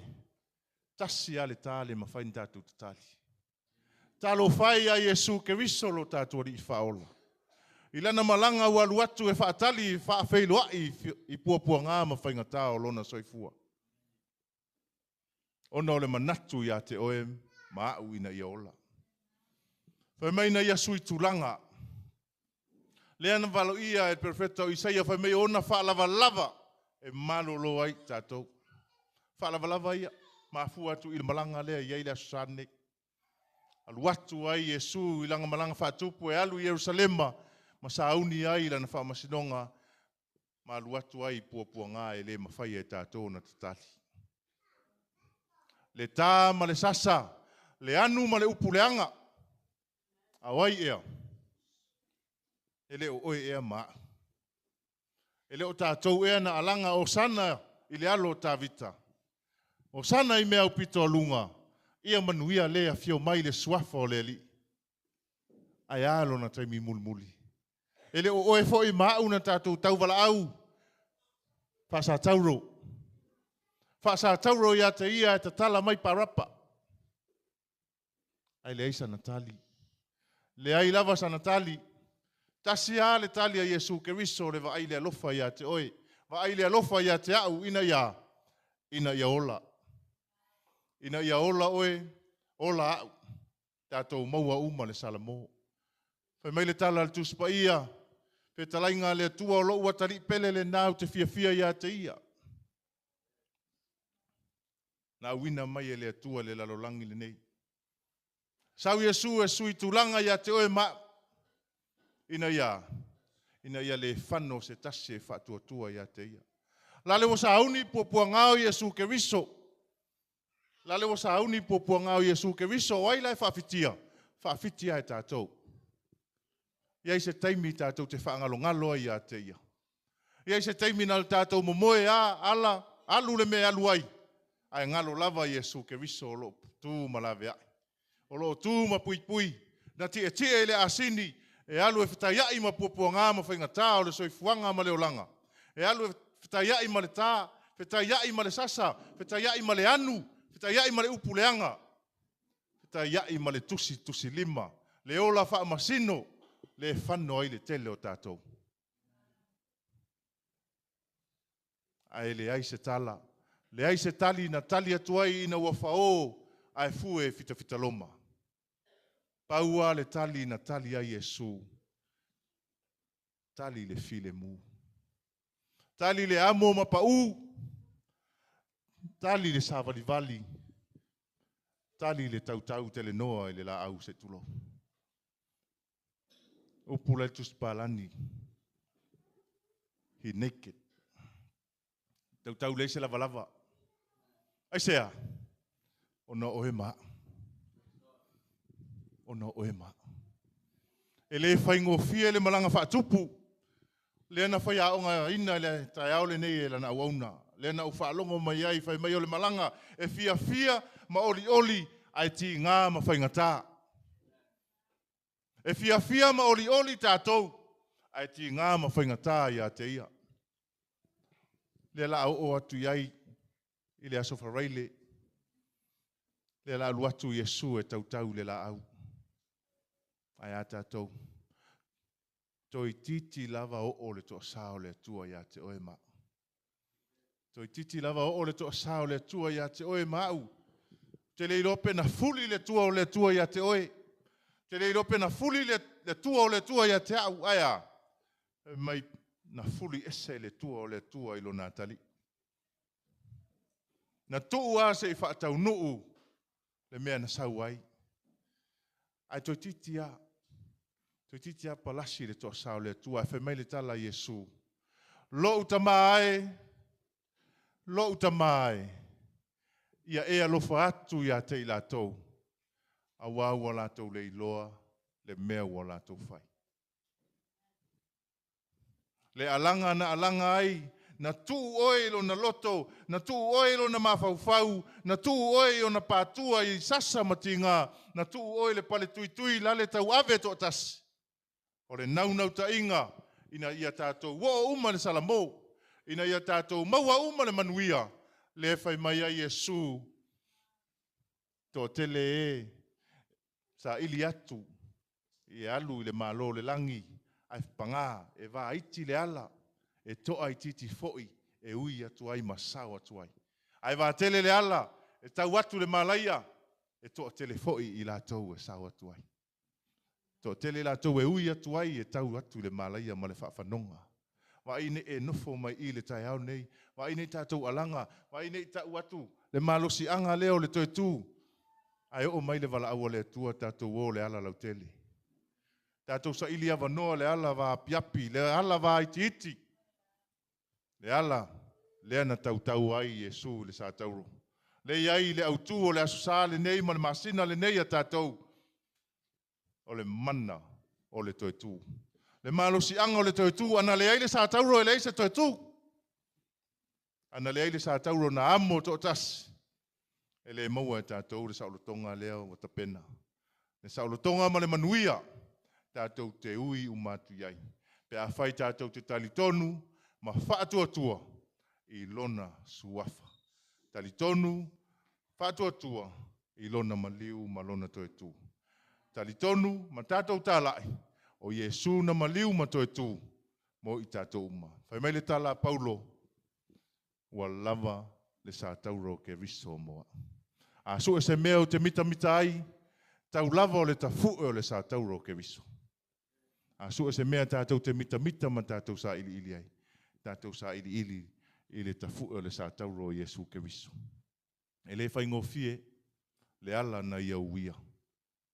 Le ala e tau atu i le whaingata ma pua ngā. Ai ola ai oe le nofo mai, ola ai au le tu atu. Ma ngalo oe, ma ngalo au, ta mau a inga oe, ta mau a inga au. Whaasa o lotoina oe, whaasa o lotoina. Le la tau nuu, le mea na whai mai ai le tala le tua. E pei o le vāvā ma mao sa sae ma se sifo. Lo ule toi mana tua o tau suru tula fono. Ono ai. Ono o Yesu ke riso. Ono o Yesu ke riso. Pe a whai tātou te wha maoni, e tau o tātou wha le tonu. E wha maoni fo i le tua. E wha ma ngalo ia te tātou. Anga le lei mai le tua. Ta pena o tātou loto. Ina ia tātou langona le tāua o le aso sāle nei. Ma ia tātou langona le ne tāua o le nei vai aso atoa. Se ia o atu i ona puapuanga. Se ia o atu i ona whaingata. Se ia o atu le taimi nā lua ai le sa tauro. Ma le toe aluifo i le tunga mau, ma le toe tū mai. Ona whai mai ai leo le tātou autu. Ta resurrection power. O le mana, o le toe tū. Ta mā, iti ma whaatau waa. E le lava upo le ngangana e tala noa ai le matautia ma le mena e whaia. Le tongi ola na e tapena na amata atu le aso le nei le malanga whaatupo Yesu Keriso. Na mātou alalanga ai o sana i le alo o tā vita, o sana i mea upito alunga, ia manuia lea fio mai le suafa o le li. Muli ane o mātou toe alanga fo i whaasa tauro. Na ia sasa, na amo le sa tauro, na ti ngā ma puapua ngā. Pa ngā ele itali Yesu se uputama. O noro na manatua lofa ia te mātou. Mātou tu tālo lea li i. Wha mole. Ta pena o mātou loto. Ta pena o mātou tangata. Ina i o mātou langona ina le tā ua o le aso le nei. Ma le vai aso le nei, se i o atu. I le wha manatu ina o le maliu o lo mātou ali o Yesu Keriso. Malona toe soifua manu malo mai le oti ma le tunga mau. Le ali ie, ta pena ai o mātou tangata wha mole. Ta pena fo i mātou le atua mo le wha moe se mātou e kālesia, mātou pūlenga, o le a fuafua i le lumana. Anga le lei o e tama. Whaatasi mai lo wanganga ia te i mātou. E manu ia ai mea uma mātou te whai. Ia maualunga, matu mau ia te oe le vi inga le ali ie. Nei maso uma, e o le whaavavau lama. Amen, ma amen.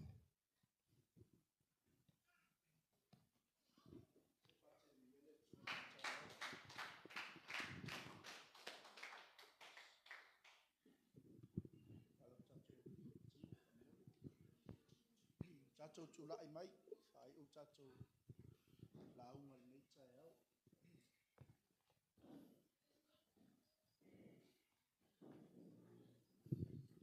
E tofu lava I tatou ma le manaonga.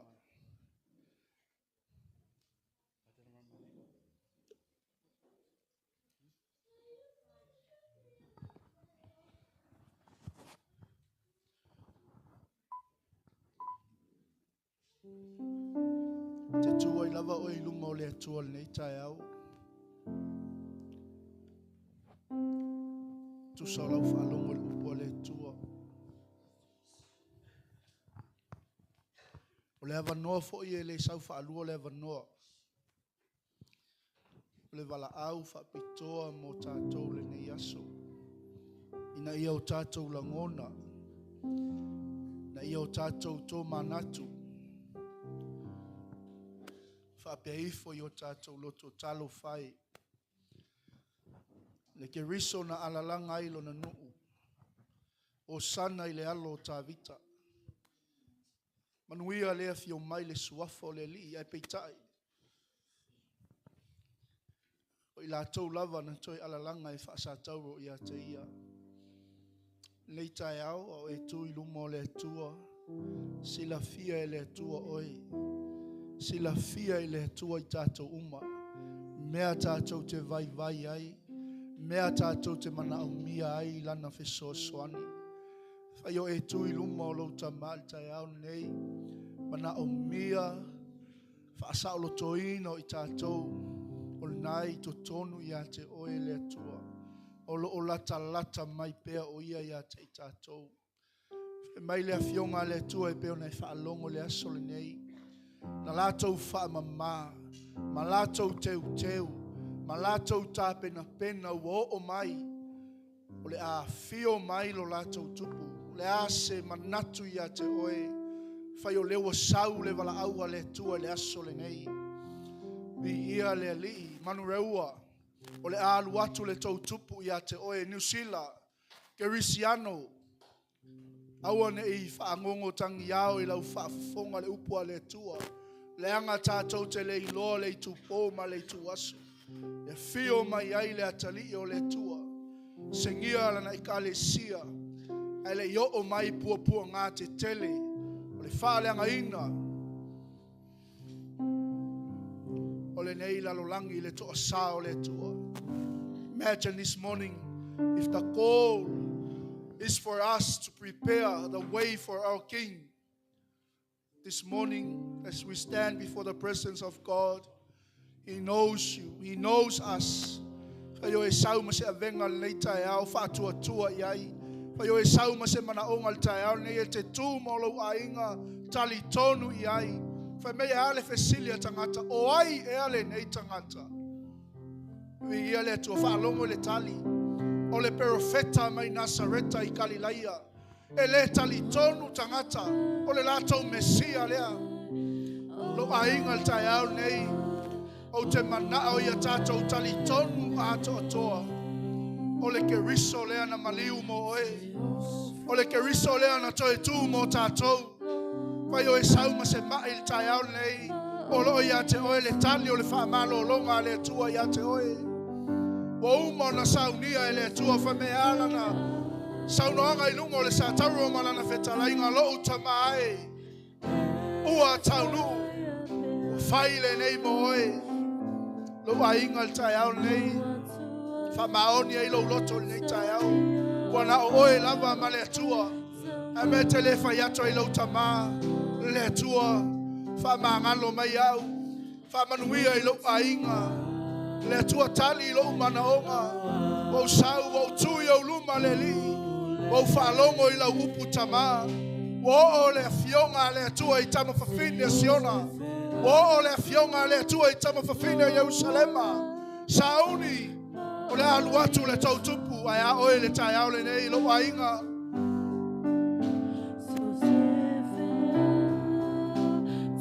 Au tātou tā pena toi fo I nei vai aso.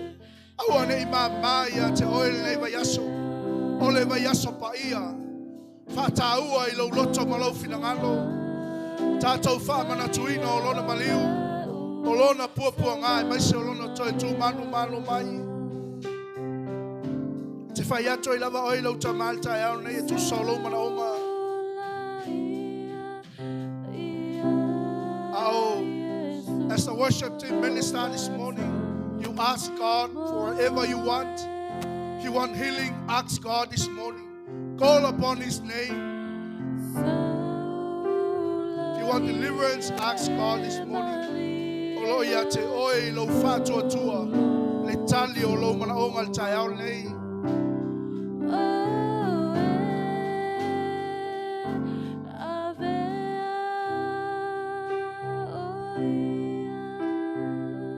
Si e lo lima ia tamal nei tae au. Matu sau whaftai a te ia tu sola na upu fola mo I tātou. Whai mai o le ami o tonu. O le anga manu.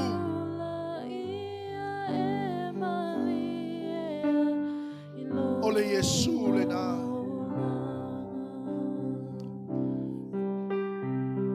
Ala au atua ia te ia nei tae au. Whai atua I sau te talo leo leo. Sau whawhetai.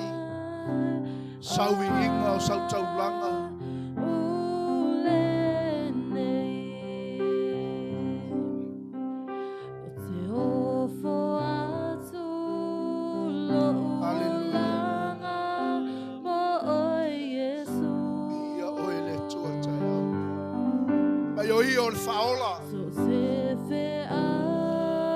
Malau mia al whawhawina, mala au I lo tama. Malau mia al tai whamautuina, mala au I lo atua al tai au nei. Malau mia al whamangalonga le atua, mala au I lo tama le tai au. Malau mia al tai tainga, o lo iai, o ia I totonu ia te oe.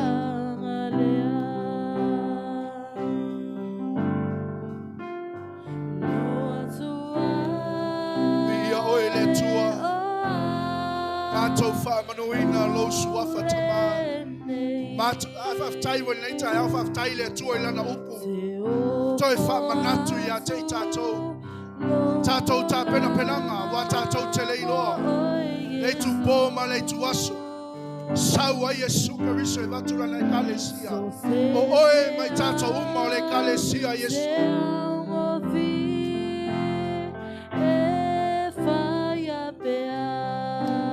Tama au tai le tua ia ua fionga le li whangai na I pēr le tua o mātou wola whātua tua. Taita mai au auna. Malu lua le nei aso le tua. Fola ina le tua o au a fionga. Au ina ai au whanau tama. Mātou whautai le tua le latou ngā luenga whita. Whea ngai mai la tau I lewa yaso ma lewa yaso. Le ali e tama le tai au. Ele lava mātou upu le li. E uma e onge le ngangana le tua e tau whamatala. Lou le lei ma lou matau tia. Te au ina ai mātou le li. Ma whaatupu tele lo mātou malosi. Ma whaaloto tele ina I mātou lo mātou whaatuatua. E o mātou ngā lulu e pēr le li. Aftai tele tamale nei tai au mātou o mai o se ainga I au luma. Whamangalo I mātou le li e nei tai au. Whamanuia I au tangata pa ia.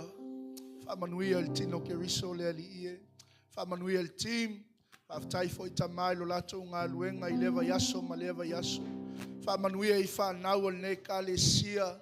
Tupu I latou le tua maola I le mea te whinangalo I ai tamai. Wana oe te malama I o latou luma na I le tua. Awane ave sea o fofonga le li I lunga o nei whanau. Mātou whaftai o mātou mātua le li o le au mātutua. Ne ka le sia wa le tua o mātou ngā luenga. Whaftai tele tamai lau au auna. Wa o le tua malfaltua. Hala mai ai lau fina ngalo mo I mātou le nei aso. O le mātou tatalo le li. Atu mawina pealo mātou oli e whalongolongo. Tupu ai lo mātou whātua tua le li. Sili au whamanuianga le tua I lau au auna. Tāpena ina le fina ngalo ma le sāwali mo I mātou le nei aso. O inisio ne ka le sia o mātou le mafuta. Le tua I au atu I ai au whamanuianga. Whaftai tele lava tamā le nei aso. Whamanuia I le au kerisiano whamanatuina le nei aso.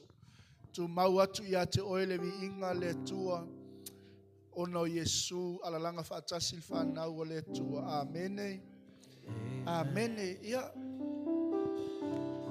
Sauni lau taulanga malau sfuluai. E to atu pele ava noa ili. Ia, sauni lau taulanga malau sfuluai. E tonu na wai manuia le upo le atua le neita e au. Amene. Saufia fia e lafo lau taulanga malau sfuluai. Whamanuia le atua I atu oe le neita e au.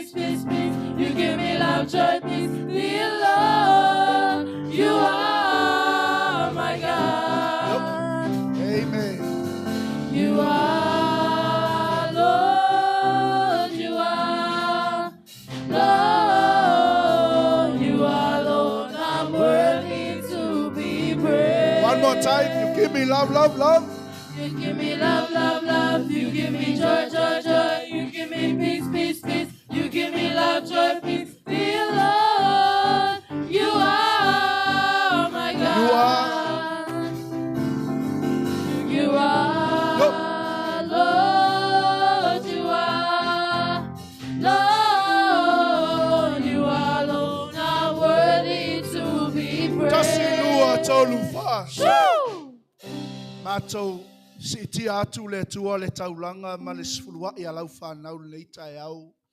O mea le tua na mātou maua I o manuia. Mātou toi avatu ai le taulanga o le mātou se fuluai.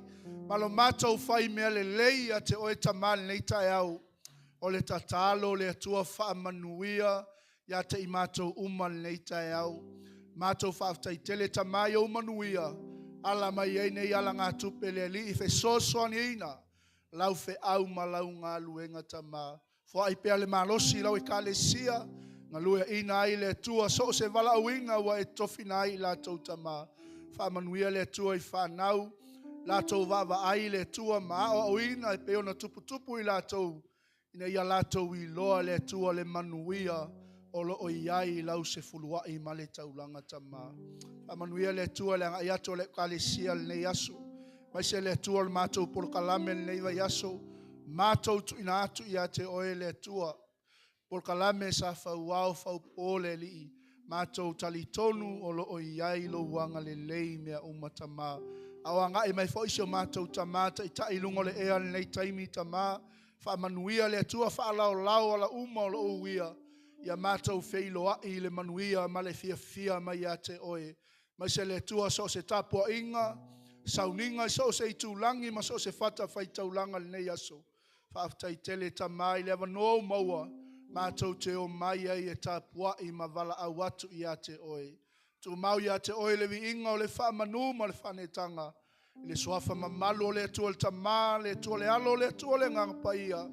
Tu ina atua i le tua lau i ka le sia e o ma le manuia. Ona o Yesu le lei wala tua i le mātou te talo. Ala langa whaatasi le whanau le tua. Amene. Ma amene. Lala mai le mamalu o le tua le nei tai au.